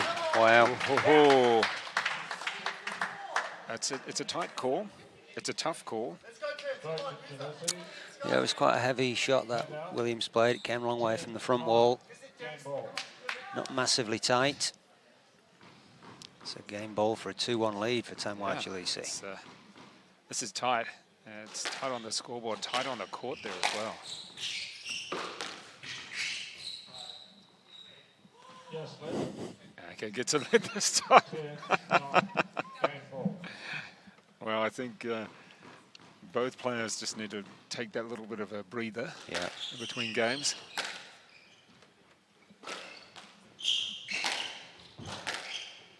Oh, that's superb. Oh, he's got it as well. Yeah. Geez, got to be careful when you can see the slide mark. And Joel Ascott called upon now to wipe up just about every part of the court there. Look at that. We saw the full slide. He has to be careful he doesn't actually whack his head in the on the side there. See Joel's... and do we have a bleeding again? Because he did have a blood injury, I think it was yesterday against Joel. Joel had one the game before. Yes. Joel's taken his puffer jacket off, so he's obviously getting pretty hot under the collar. He's working hard. Good to see him doing a bit of training on a Sunday. Now he's out of the tournament. So we do have the sticking plaster has been taken off. And you can see Evan Williams ready straight away. Got that. It's doing just... that was a sweatband wiping the floor. And another dramatic game. You can see Tanwai just trying to slow himself down. Meanwhile, we've got Evan Williams, left-hander, the top seed, and to speed things up. And let again. So Evan thought it was a stroke. Tanwai thought it was no let, but the most important person is Glenn, and he thought it was a let. So just there's Kashif watching intently, and again, Evan Williams just getting a little frustrated that Tanwai's taking his time. yeah, he wants to crack on.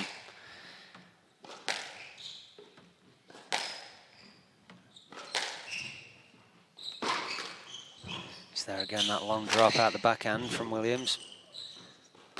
He's finished. Oh, it's got to be a stroke, obviously. Yeah, has to be. He was really firing in from all over the place that time, Williams. And the game ball switches around to Evan Williams. Similar to the back end of that second game, is certainly not being careful, is he, when these big points come around, which is great to see, actually. You know, you don't want to see players go too careful or negative or even try to force it when these big rallies come along. Mr. Chilisi has a blood injury. Oh. There we go, we do have a blood injury. It's nothing too significant, but when you're diving all over the court like that, it's not going to help with any scars from the previous matches. Yeah. And in the meantime, Evan Williams is just having a few hits, possibly slowing himself down. Probably just needs to take a little breather himself. Yeah, I think you're right, Dave. Yeah, it'll probably do him good to just try to gather his thoughts, come to terms with you know, the stage of the match. This will not be the first time he's in a situation like this. And they had some sticking plasters ready because over the last 2 days we've had some lengthy blood injuries. Problem is sticking plaster on your knee is It's not going to work. about as much use as a chocolate fire guard when you're moving around a squash court. Exactly. What they have done the last couple of days, they cut a sock. Yeah, I saw that. Hopefully it was a clean one, and put it on, because that's actually smart for any wound around your knee, because it stretches, and in theory it should stop any bleeding. Just hope it was a clean sock. Yeah, yeah. But more importantly, a big one for Tanwai's legs. He's got a right pair of fairly calves on him. solid, aren't they, those calves? Yeah. So we'll be ready shortly for the continuation of game ball in the third game. Evan Williams and Temwa Chalisi. Evan Williams, the top seed, ranked 86 in the world, up against the 6th seed, Temwa Chalisi, ranked 206.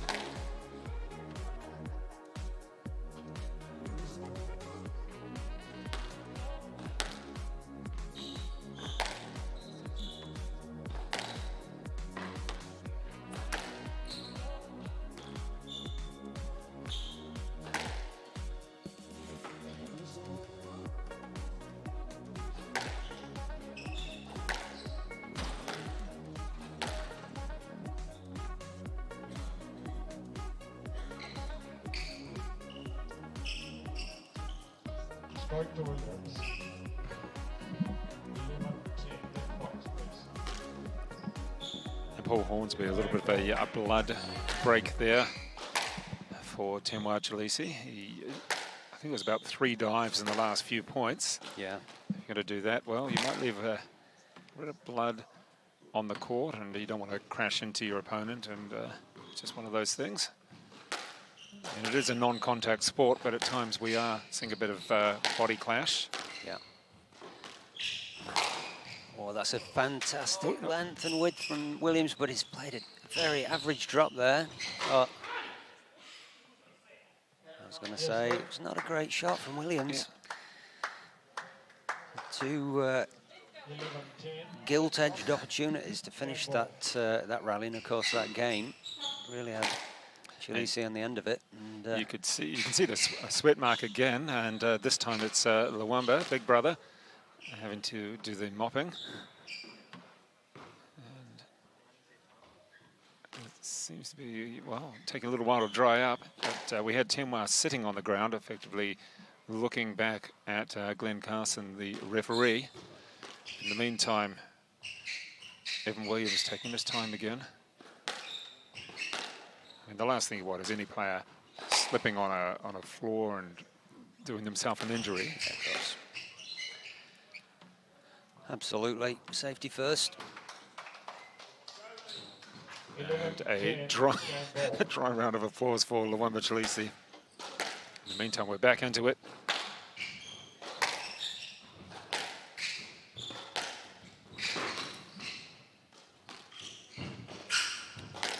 Oh, well done. Straightened out well there. Chance.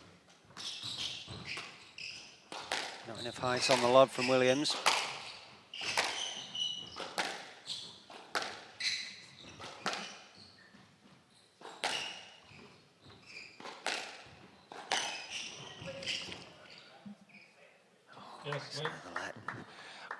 That's the thing that he almost got himself in trouble for yesterday. Pushing, yeah. Yeah, the exaggerated run for the ball with the body in the way. I mean, it's fine to run into someone to a certain extent, but when you're exaggerating it. Yeah.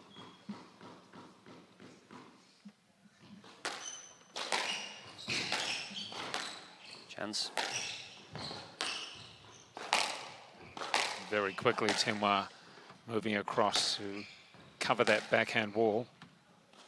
Oh, that's a lovely drop. I think Williams got it though. Not that time though. Now that ball's down. Yeah. Handout. Let's check on the replay here. 11 all. It's very difficult to see. Isn't it? Yeah. From way up in that backhand corner, or the forehand corner for the left-hander. So we're back to 11 all. And each player's had a game ball in this, the third game. Straight to Williams. Sorry, Wow. So for anybody watching and wondering what's going on with these calls that we're getting, or these questions from the players, Game ball. so game ball again, second game ball. Paul, perhaps you can explain when we get the opportunity about what is a stroke and what is a let. It's not always straightforward. It's not always straightforward, you're right. It's, yeah, very subjective, really. I mean, a lot of these... That's a good shot. Very assertive shot, that one. Yeah, it was. Bringing it back to 12 all. Yeah, perfectly straight there from Chilisi. Got the ball fading away into the back wall. Come on, Tim, let's go.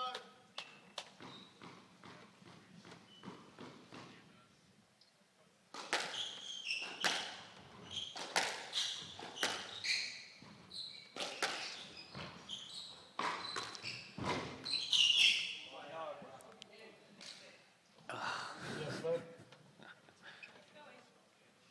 It is getting a little bit It repetitive. is a bit, isn't it? Yeah, I mean... I can understand that they question it, because it is, if you're running to that ball, but I'm feeling that I've been here before quite a lot. Yeah, I mean, they're not going to put themselves at a disadvantage by going in... Oh, my goodness me. That is just an absolute stone-dead roller from Chilisi. That's an unbelievable shot from there. Game ball. But to do it from the back forehand corner is, wow, that's just crazy. Yeah, well, he's gone for enough in the match, so it's nice to see one come off. That was unreal.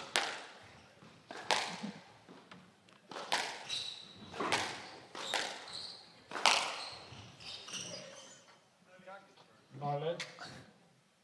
Handout.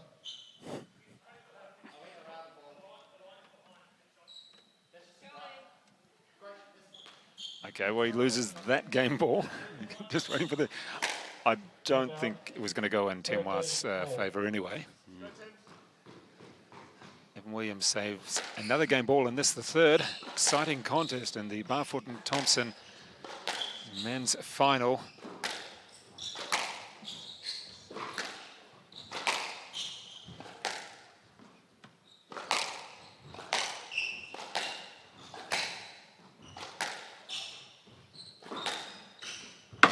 Oh, yeah, nice length. Jammed into that backhand corner. Very well played from Evan Williams. Really forced Tenwa right into the corner and just couldn't get his racket to it properly.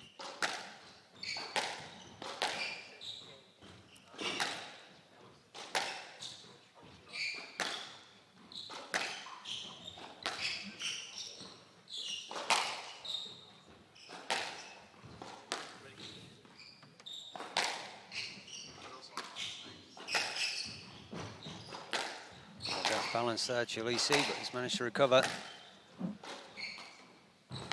That's well straightened from the front again. Chance, bit heavy on the drop from Williams. He's been dominating this point, Look at this controlling for a rally it. though. It's big movements from Chilisi to stay in it.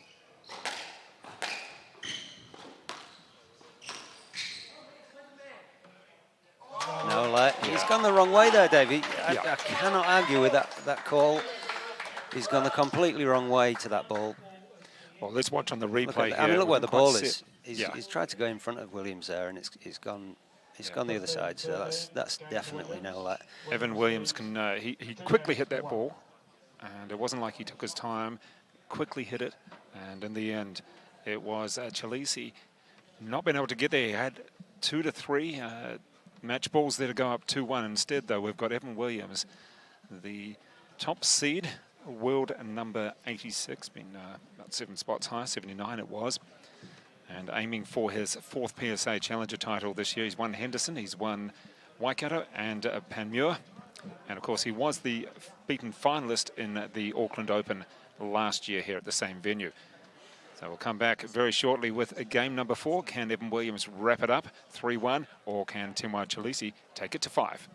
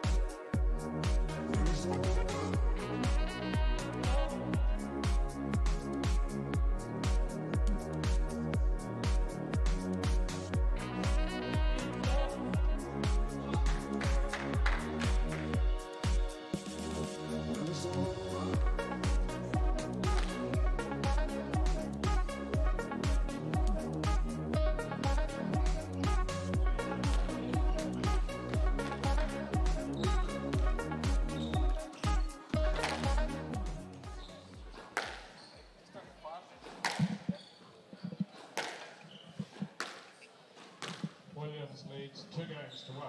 Williams to serve. And you can hear the referees there. 2 games to 1. Evan Williams, the top seed, the left-hander from Wellington, up against the 6th seed and right-hander, and already... Right box. Love all. Oh, just telling him, get over there. Start again. And you see Timwa Chalisi has changed a shirt. Very warm in the venue here, the North Shore Squash Club. We've got a lot of people gathered around the court. Even with the dehumidifier on and the windows, it's still pretty warm.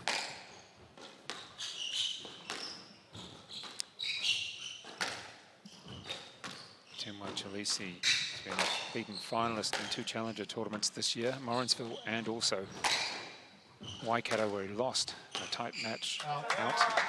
He lost in a tight match, the Waikato Open, to Evan Williams. 1 low. And Evan Williams, Paul Hornsby, as we said, he hasn't actually lost since October last year. Any matches around the country? Yeah. Yeah, and since then, that was Panmure, and then a couple of weeks later, he actually won the national title on this very court, didn't he, against Timwa Chalisi's brother. Yeah, 5 games. It was a real battle. Come on, it's a joke. And I can hear the voices of some of the supporters of Timwa. Yeah. There's John Duggan in the picture there, Joel Ascott, Lawamba Chalisi.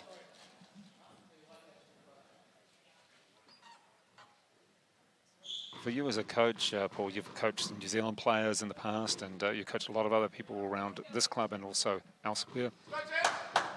You wouldn't necessarily recommend talking too much on the court, whether it's to the opponent or whether it's to the officials? No, not at all. Not at all. I don't think it's ever really works well. It's not a good look either. I was brought up as a player to be well behaved and well respectful and well mannered on the court. So it's certainly something that I'd be having a conversation with a player about if I felt they were pushing the luck in that department.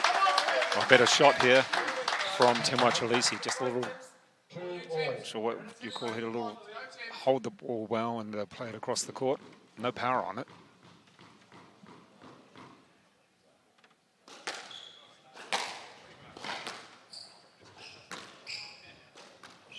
Nice post. Could be stroke. Did he get no let? No let. No let. And Paul, I'm very pleased to see a lot of young players who have come back. They may have lost in the tournament earlier on, but they've come back to actually watch. Yeah, that is good. You're right. I mean, it's a sign of a student of the game when they can quickly put the disappointment of losing away and come down and be watching these players through, through an opportunity to learn. Just to pick something up that they potentially use against these guys in the future. Or yeah, it's good. It's a good thing. I can see, I think it looks like Elijah Thomas down there, one of your students as such, a New Zealand age group champion from last year in Christchurch. Yeah, he's a class act, Elijah. It's his first tournament back, actually, since... nasty ankle. He had a terrible injury, rolled his ankle, so it's probably not one he'll remember for the results this weekend, but good to see him back on court again, of course. And a stroke against Timwa Chalisi. Played the ball in the... what was the backhand corner? Oh, that's a wayward one, really, from Temwa Chalisi. It was 4-2 up. A couple of waywards there, and letting Evan Williams back in the match. Stroke, and then that ball hit out.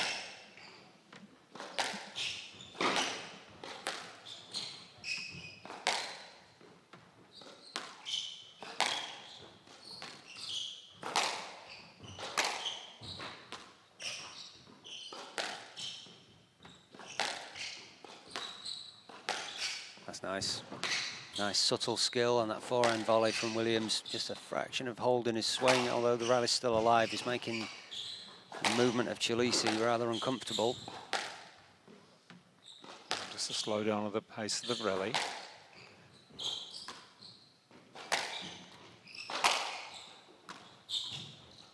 come through that time. I wasn't too sure about a couple of balls there. They were just played hard and straight.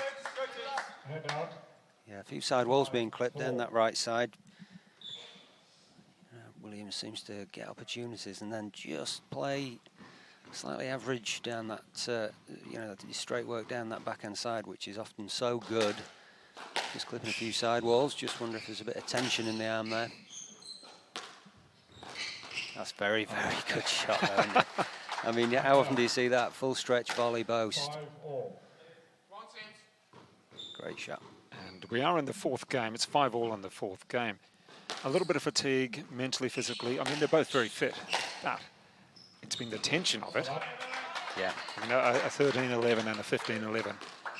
Yeah. Mentally, that plays on you a little bit. It does get you mentally tired, doesn't it? Too right, yeah. It's, I mean, every game's been very, very close. In That's a great shot. Hand out. 6-all. And we get into the middle to later stages of this, the fourth. This is where the pressure really comes in.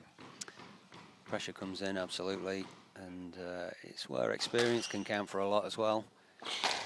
As we've said that Evan's not lost a match since October, but I tell you what, it's not been plain sailing. He's had to save not at all. As you've said, he's come through some pretty hairy moments with saving 5 match balls, etc.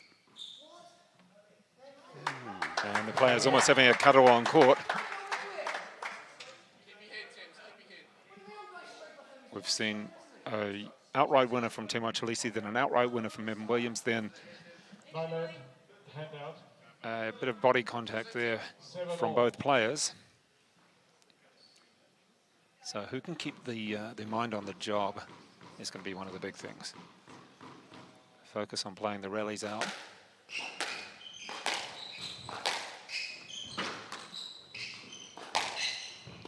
Tim might do a lot of running in this rally. It's going to be a stroke. Oh, what do I know? I'm not going to let you have the umpire sheet. 7-all. So we have a let, not a stroke. Timwa to serve. 7-all. And this is where it can be so debatable, where you're sitting, whether you're on the court.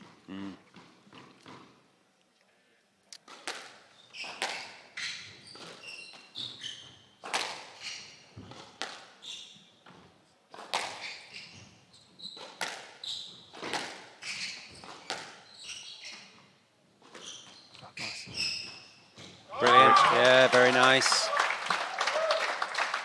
And see here on the rally, but also, Paul, what would define a stroke for you? Is it when you make no effort to get out of the way, or you're in a collision zone?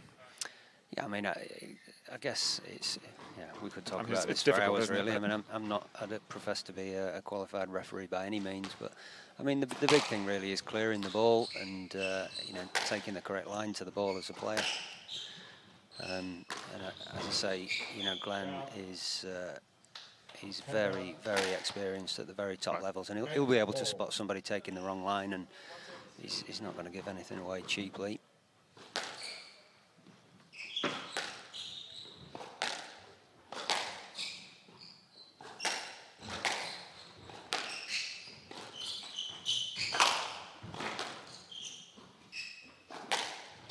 Oh, it was a chance. He was just slightly He was in good off position. balance. Good position, but the balance wasn't right Yeah, there. I mean, the ball came to his racket. He kind of not quite planted his feet, but it was definitely worth going for it. This is a big rally now. Oh. It's like a trading. I'll do one into the 10, and you hit one into the 10. Well, like I said, that was a huge rally for both players. 10-8 match ball or 9-all. There's a huge difference between those two scenarios.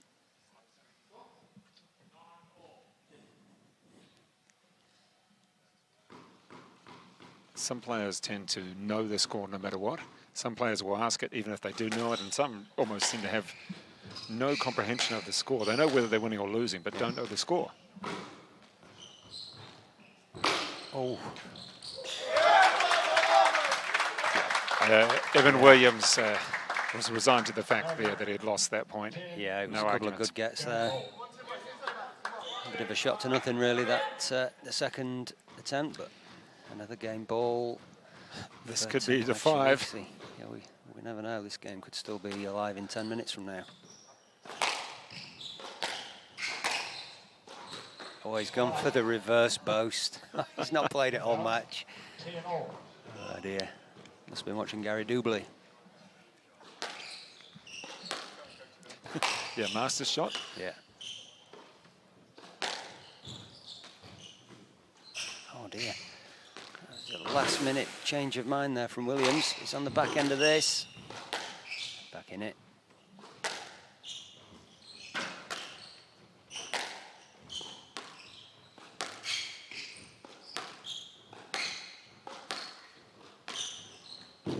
And I think good placement from Evan Williams. Let. Probably didn't deserve a stroke. No. 10-all.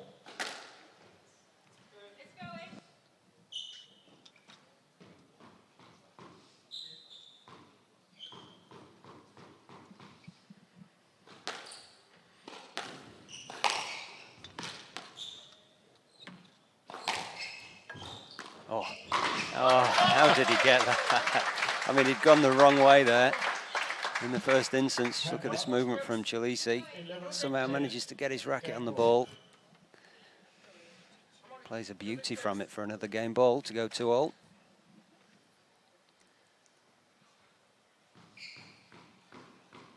So this is the 6th seed, Timwa Chalisi. Tried to take this match to 5. Barfoot and Thompson, Auckland Open.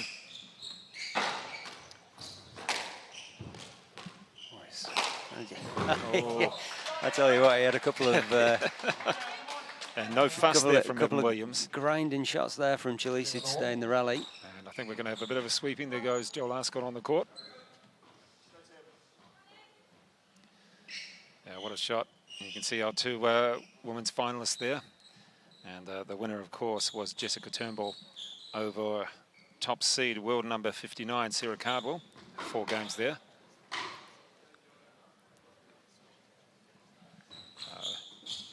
11-all. And can Evan Williams make this 4 challenger titles so far this year? Or will Timwa Chalisi take it to 5? Oh, what a shot. That's a nice. return of serve, that is. Most players on return of serve like to hit it across court on an angle on a smash. That one was just straight down the wall. Great shot. Can it be third time lucky?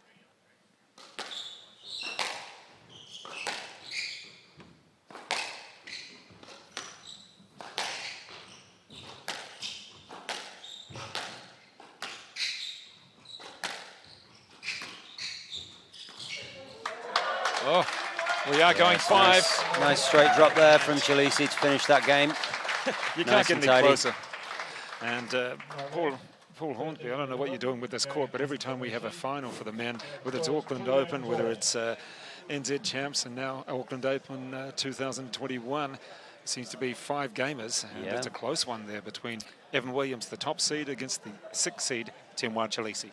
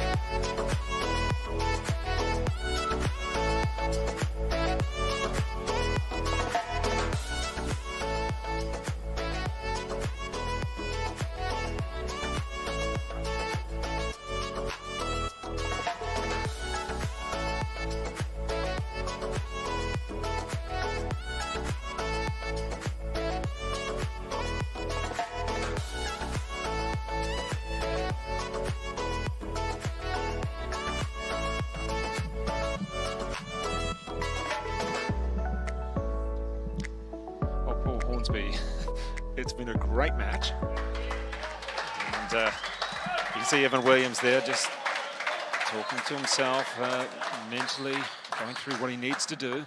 In the meantime, we have Timoa Chalisi, the 6th seed. Just a few little warm-ups there. Yeah, it's been a unbelievably close match, really, Dave. I mean, either player could have wrapped this up in 3, but it's probably quite fair that we've shared the first 4 games and we're going into a decider. Well, it's been a lengthy game. We're over an hour, but it's been entertaining game that's really kept us gripped, all of the people here at the North Shore Squash Club, and hopefully anybody watching on Sky Sport pop up. Great to have you viewing this final here of the Barfoot and Thompson Auckland Open.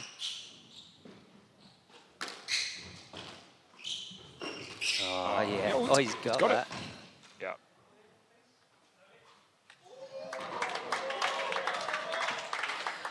Well, I'll tell you what, based on the way that these decisions have been going, I'm not saying the decisions are wrong. I don't know why on earth Evan didn't just hit that ball across the court and not even get the referee involved. All he needed to do was hit the ball cross court. We still had Timoa getting up off the ground. He pinned himself to the wall to at least try and give Evan an opportunity. And Evan not overly happy about that. Well, he'd won the rally. Evan had won the rally. Yeah. And, well, fortunately for Timoa, he's going to have a few bruises. That next week it's the Cousins Shield and Mitchell Cup in the Devoy Club. And the Lugden Park team is stacked. It's got Luamba, Timoa, Zach Miller and Finn Trimble. We're playing at number 4. So he's probably got a bit of an opportunity to maybe have a rest if he's a bit battled, bruised, that is. Yeah. Yeah, it's pretty strong in depth, that lineup. Evan Williams is Wellington, and they've got a reasonable team as well.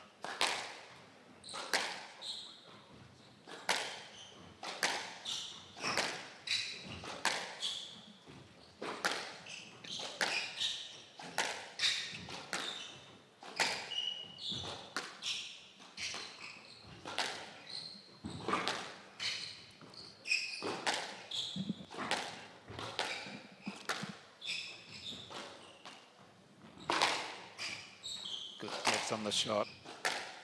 Yeah, it's clever. Absolutely no chance of that being volleyed. Nice. Yeah, well played. I mean, speed onto that straight drop shot there was what set the rally up for Evan. Well, he played it right back into his hitting zone, and Evan Williams, plenty of options.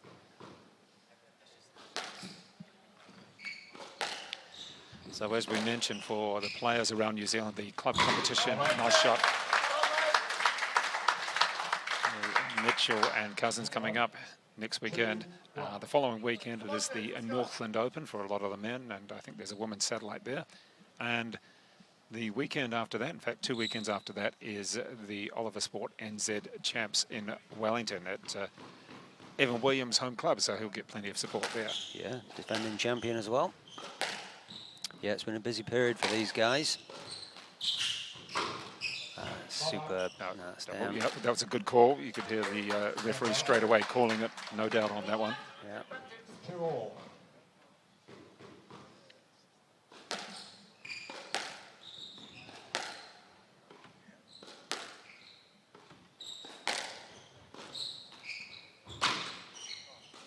Yeah, it was a simple finish. Did he get that? It looked to me as if that was an outright winner. Evan Williams. I think he was asking Tenwa. Did you get that? 3-2. It's also the belief as a player that you're going to get to everything. You've got to do that anyway. Yeah. Oh, that's down. Definitely down. And again, the referee calling that straight away. Yeah, we got plenty of players, plenty of coaches watching.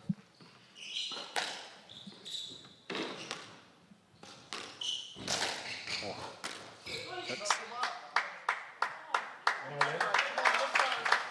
well, again, a little bit scrappy to start with. And out. 4-3.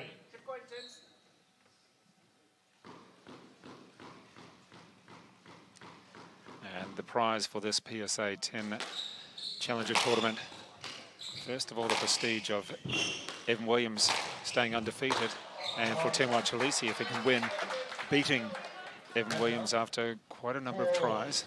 There's prize money, there's ranking points. It's the ranking points that, particularly for someone like Tenwa Chalisi, he's after. Yeah, that's 206 at the moment. Yeah, and once he gets Pamu added in, I think another tournament down here, this added in, it mean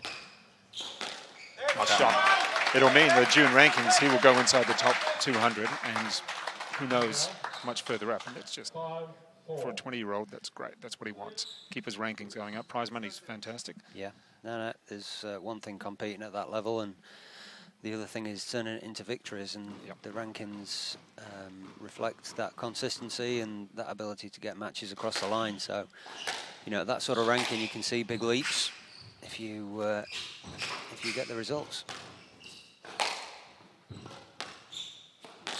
Of course, for Evan Williams, this is number 10 on the line if he can win it.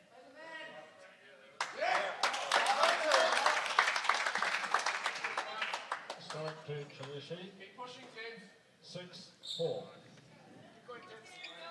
Well, we've seen both players, well certainly we've seen Tenwa gain a couple of points lead in some of the games. Hasn't quite been able to always hold. Gee, that's a high serve.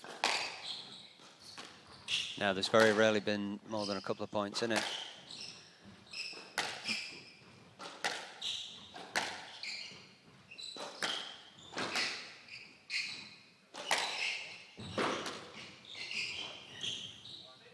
Yes, Yeah. sir.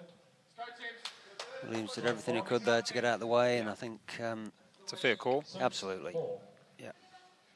No matter what happens with the final result here, what we've seen from Tenwa Chalisi is quite a mature match.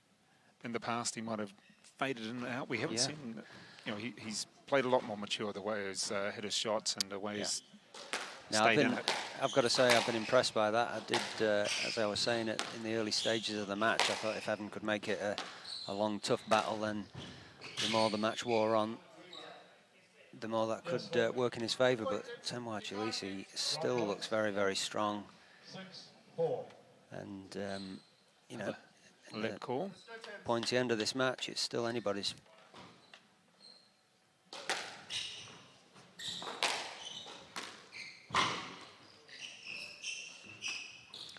direction.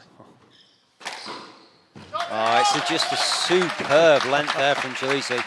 There's so many elements to that shot. Held Evans' movement, sent him across for the cross-court drive, and then hit the ball to absolute perfection in terms of the length. So 3 points clear in this fifth. Oh, he let that drop low. Great positioning there from Temuai. He put himself in a good position. I don't know if that was a little bit of a joke there between the players. They're certainly smiling at each other.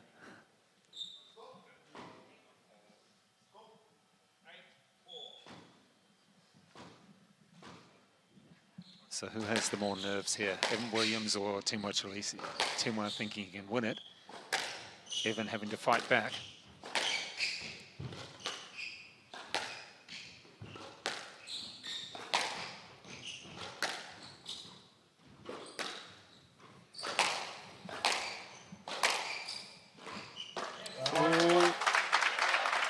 Playing that one into the tin, and it gets very dangerous here.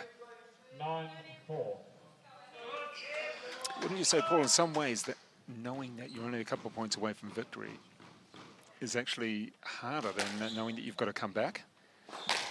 Yeah, I mean, for someone like Temuai, obviously this would be his first PSA title. It'd be the first time he's beaten Evan Williams, so you know, you maybe start to just get a little bit excited, and the most important thing is that you don't change what you've done to get yourself to a 4 or 5 point lead in the fifth game. So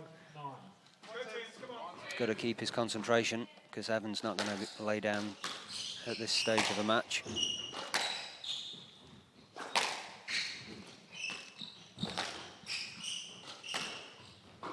Nice. Yeah. Good to see him go through and play that, though. Yeah, we're going to need the mop again. 6-9. So he's brought back a couple of points, as Evan Williams. Yeah. Well, I A think little if he bit of can, momentum. if he can pinch this next point, things are going to get pretty juicy. Oh, indeed. Taking off another sticking plaster. They're littered all over both of his legs. Interesting, though, that Evan Williams, I can't recall when I've seen him dive. Yet some of the younger players, I mean, he's certainly stretched and thrown himself around. Yeah. Maybe not so much in this match, but the Chalisi boys and Joel Ascott, they don't mind throwing themselves around. Maybe it's age. Yeah, I think so, yeah. I think that's When you get to 31, you're not going to dive so well, much. you might dive, but you just won't get back up again. That's the problem. Yeah, that's a good point.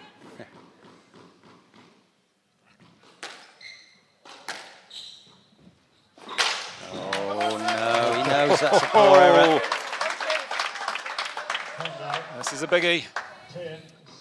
First match point. First match ball.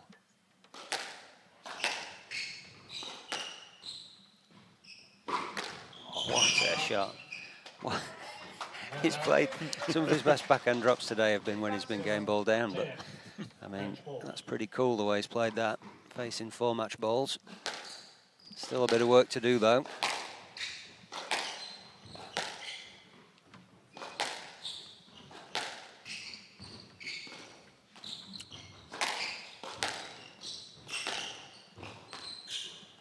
Oh, super. That's fantastic. Absolutely superb, that from Evan Williams. Reacting to the pressure with a great winning shot here. Yeah. Just sort of flicks it across court. Oh, and that is a huge miss. Now this is getting seriously, seriously tense now, and this is well and truly back alive. I think that's what Temuai's got to do, just slow himself down. 9-10. Match ball.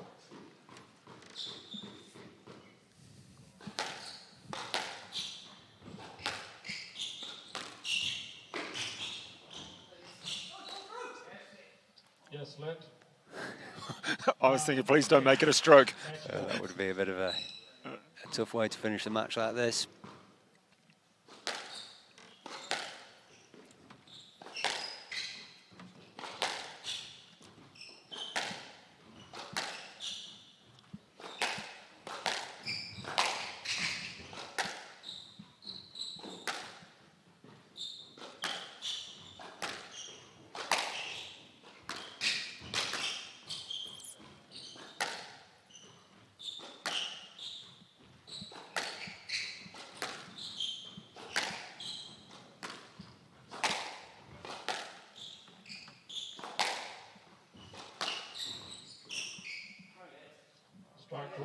Stroke to Williams, and we're locked in. It had to be 10-all in the fifth, didn't it? Oh, you've So got that's to be now kidding. 4 match balls that Evan Williams has saved. He's got to back himself to get this Well, the across the line momentum now. swung with him. He's got the momentum here, whereas Timo Chalisi is probably questioning himself. Well, I mean, that for me, the one that he'll be really kicking himself on is that third match ball he had. He went for a winner off the serve and hit the tin. So now Evan Williams for his 10th PSA title. And his first match ball on this Barfoot and Thompson Auckland Open. He's done him. No. Great play.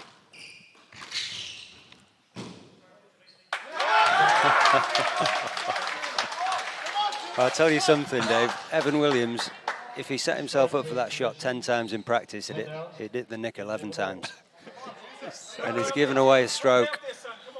No complaints either. He knew it. It's almost like no one wants to win this. That's certainly not the case, but it's so tough to win. That's the first point that Chalisi's won for quite some time, and now it's Evan Williams has hit a howler of a tin. So That now ball this should is have been hit straight all day long. match point number 5. I've lost count. Exactly.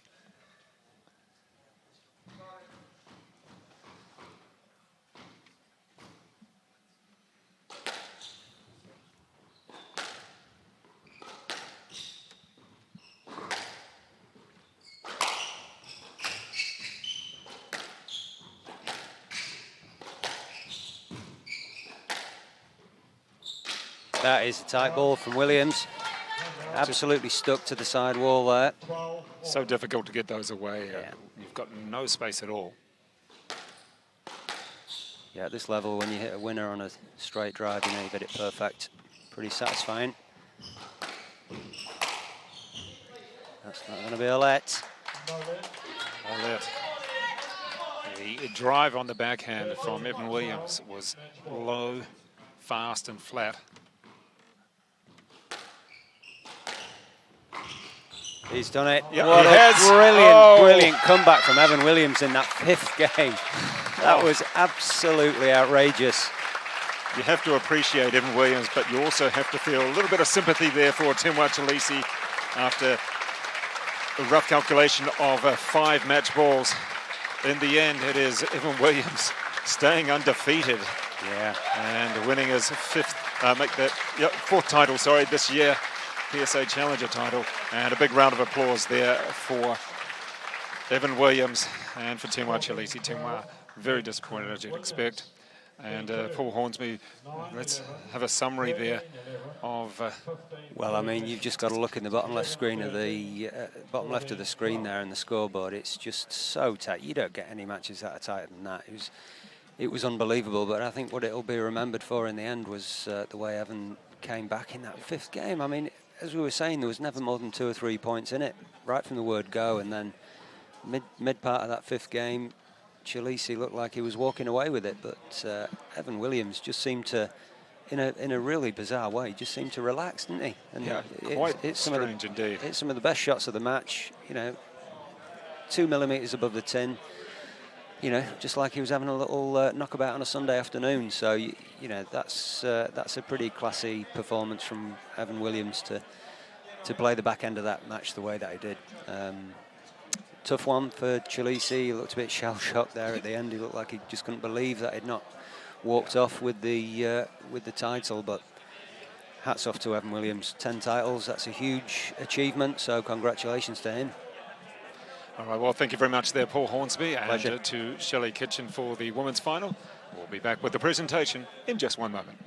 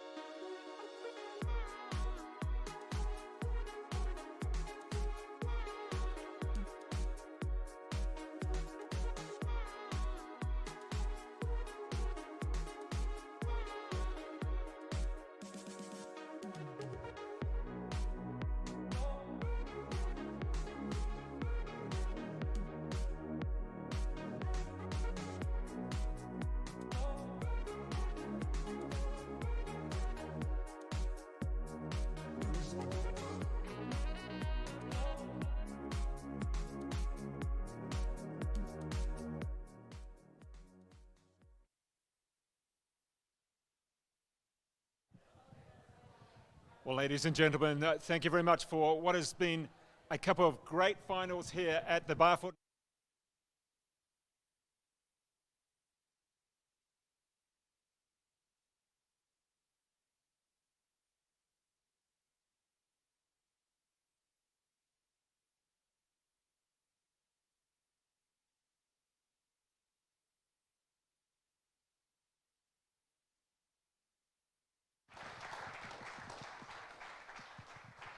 Also to our referees and officials, you may not always agree with every decision, but they're certainly putting in a big effort as well. Let's have another round of applause for our referees officials. And behind the scenes, we've had a number of people putting in a lot of hours from go to woe, and one of those people is the general manager of Squash Auckland, John Fletcher. John, I'll pass this over to you. You've got a few people to thank, I'm sure. Thanks, Dave. Yeah, as I said, a lot of people have been behind the scenes working countless hours to put together an event like this. There's certainly a huge amount of work, and it's been great for the tournament's played out well, and certainly a fitting finale here with a big five-setter to finish things off. Obviously, first and foremost, I'd like to thank our tournament sponsors for the weekend, Barfoot and Thompson. It's the second year we've sort of made this event a big, large one, and a lot of that is in part to their support. So I'd like to thank Steve Bristow here from the Birkenhead branch, Pete Taylor as well, and also Peter Thompson, who's a great advocate for squash, not just here, but with some of our top players as well, like Joelle King. Some of our other sponsors as well, Sportco through Head and Craig Stratford. They've been great supporters of our district for a large number of years as well.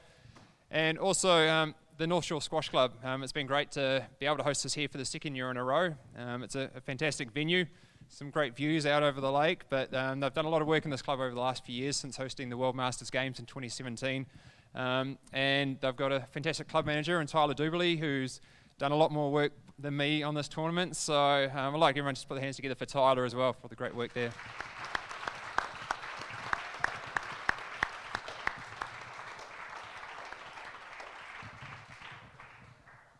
Also from the club as well, I thank Jim Fitzsimmons, the club president. Got Matt behind the bar, who's kept everyone hydrated over the weekend. The great food in the kitchen. I don't know how much fried chicken I've had the last few days, but probably too much, but it's too good not to. And also a few other people to thank for the officials, all the other people that have come to help out, run TC, mark extra games and do some refereeing. Dave for all his commentary, he's done some long hours behind the desk there, keeping everyone informed throughout the matches, so thanks for that. And the rest of the team from NTEC. Thank you also to Squash New Zealand, who have been partnering with us for this event. It's been a lot of work with Shelley and Deanna pulling this together, so thank you for that. And thank you to all the players for coming along. It's been a couple of months in the making, actually. We were supposed to be playing at the end of early March before we had to cancel a week early, but pushing the date back a little bit has allowed us to have a few of these few Australian players come over, so it certainly added a bit of extra spice to the event, and there's been some great matches between the Kiwis and Aussies. So thank you to all you guys for coming over. I'm sure you'll see some of our players over there soon, and hopefully we see you back this side of the Tasman soon as well. So thank you.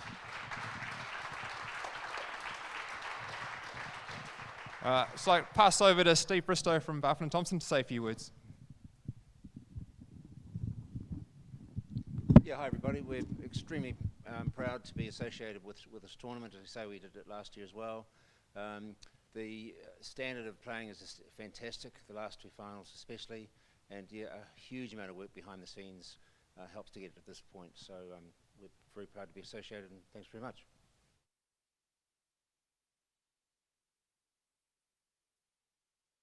Ladies and gentlemen, let's get ready now for the presentations. I think we should just do one more round of applause. It's people that we don't always thank too often or applaud. Let's have a round of applause for all of the Australian competitors.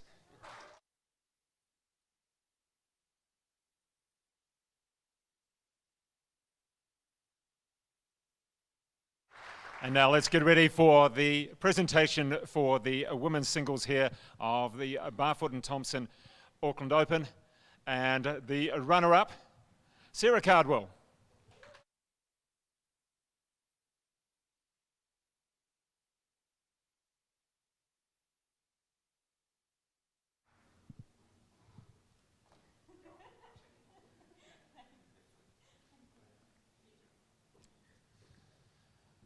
And now the winner, a very hard-fought contest.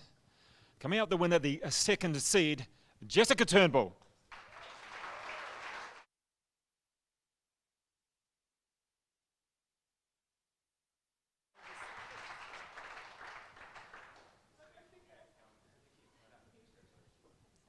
And I think you get a trophy as well. They're going to give you a trophy?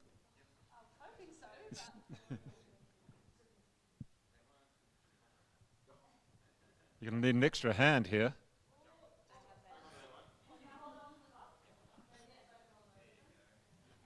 Come on over here. We've got a couple of questions for you. Jess, well done.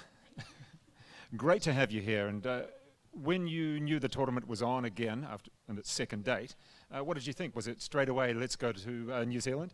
Pretty well, yeah. That's the short answer, but yeah. That's a good answer. What about when you're playing? I believe you guys are flatmates. Yeah, we live together, so it's pretty tough playing someone that you train with and live with, and we're actually staying together over here as well. So we know each other's games pretty well, so it's really hard, and it's great to win, but it's also sucks watching your mate lose. So, it's not the best of circumstances, but a win's a win, so I'll take it. You're not sick of each other in the nicest possible way, sick of each other on the court? On the court, maybe, but no. Okay. No, we're really good mates. So no, the Australians are all playing each other. I think the same as all the Kiwis. You're playing each other all the time, and I think we're just stoked to be able to play again, regardless of who it's against. So yeah. And who usually wins? Obviously, you got this one, but who's got the winning record? I think Sarah actually's got the winning record on me. No idea, but no idea. We've been playing each other for what, 10 years? Yeah, it's a long record. So God, who knows?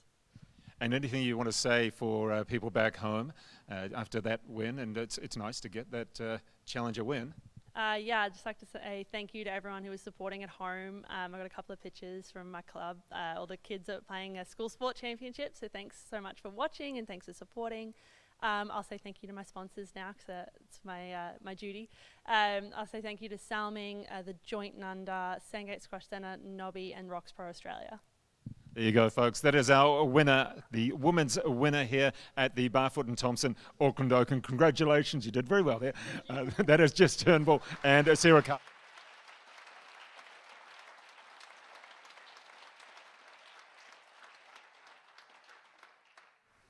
And a couple of photos there, nice big smiles. We'll ask you to stay on. We might just move you over there as we get ready for the men's presentation. And I'm not sure what you can say about the men's final other than it was great entertainment and some great squash as well. Unfortunately, though, someone has to be a runner-up, and that person today is Tim Wachalisi. Come on out, Tim.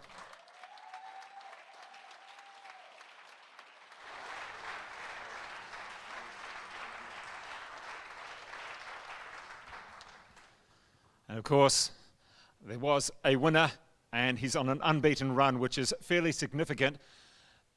Evan Williams, the top seed, hasn't been defeated since October last year. He won the national championships here on this court in November. We're going to ask him out. Let's have the winner of the BARFOOT Thompson Auckland Open, Evan Williams.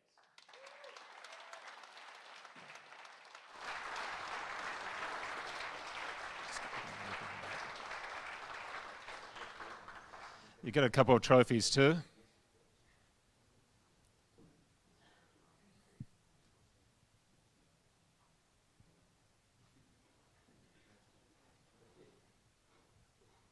Come on over here. We've done this before, but that was at the NZ Champs and now the Auckland Champs. This is your 4th PSA Challenger title this year.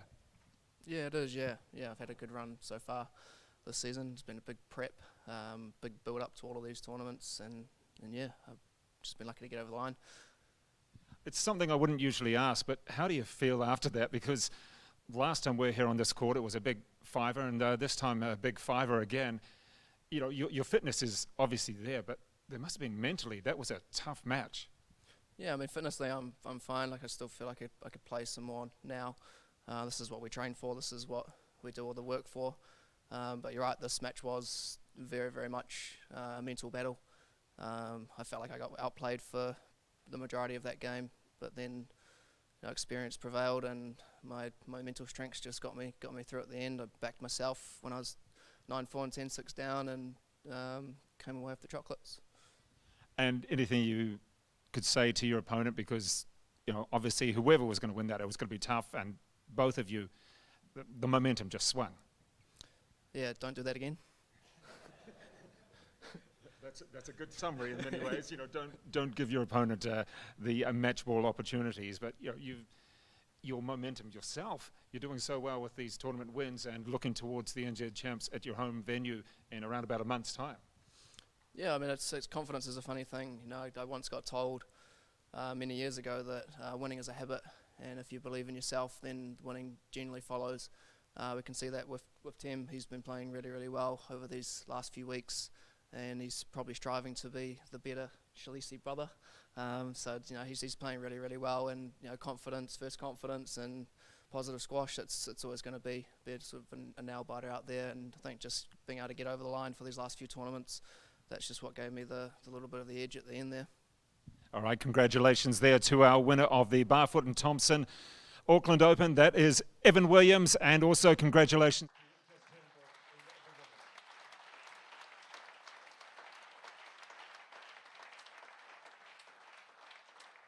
The photos now and wrap it up there. Thank you very much to all of the players, also all of the officials, and to NTech, to Gary and Lewis, also there to Katie, and everybody who has helped put this tournament on. Thank you.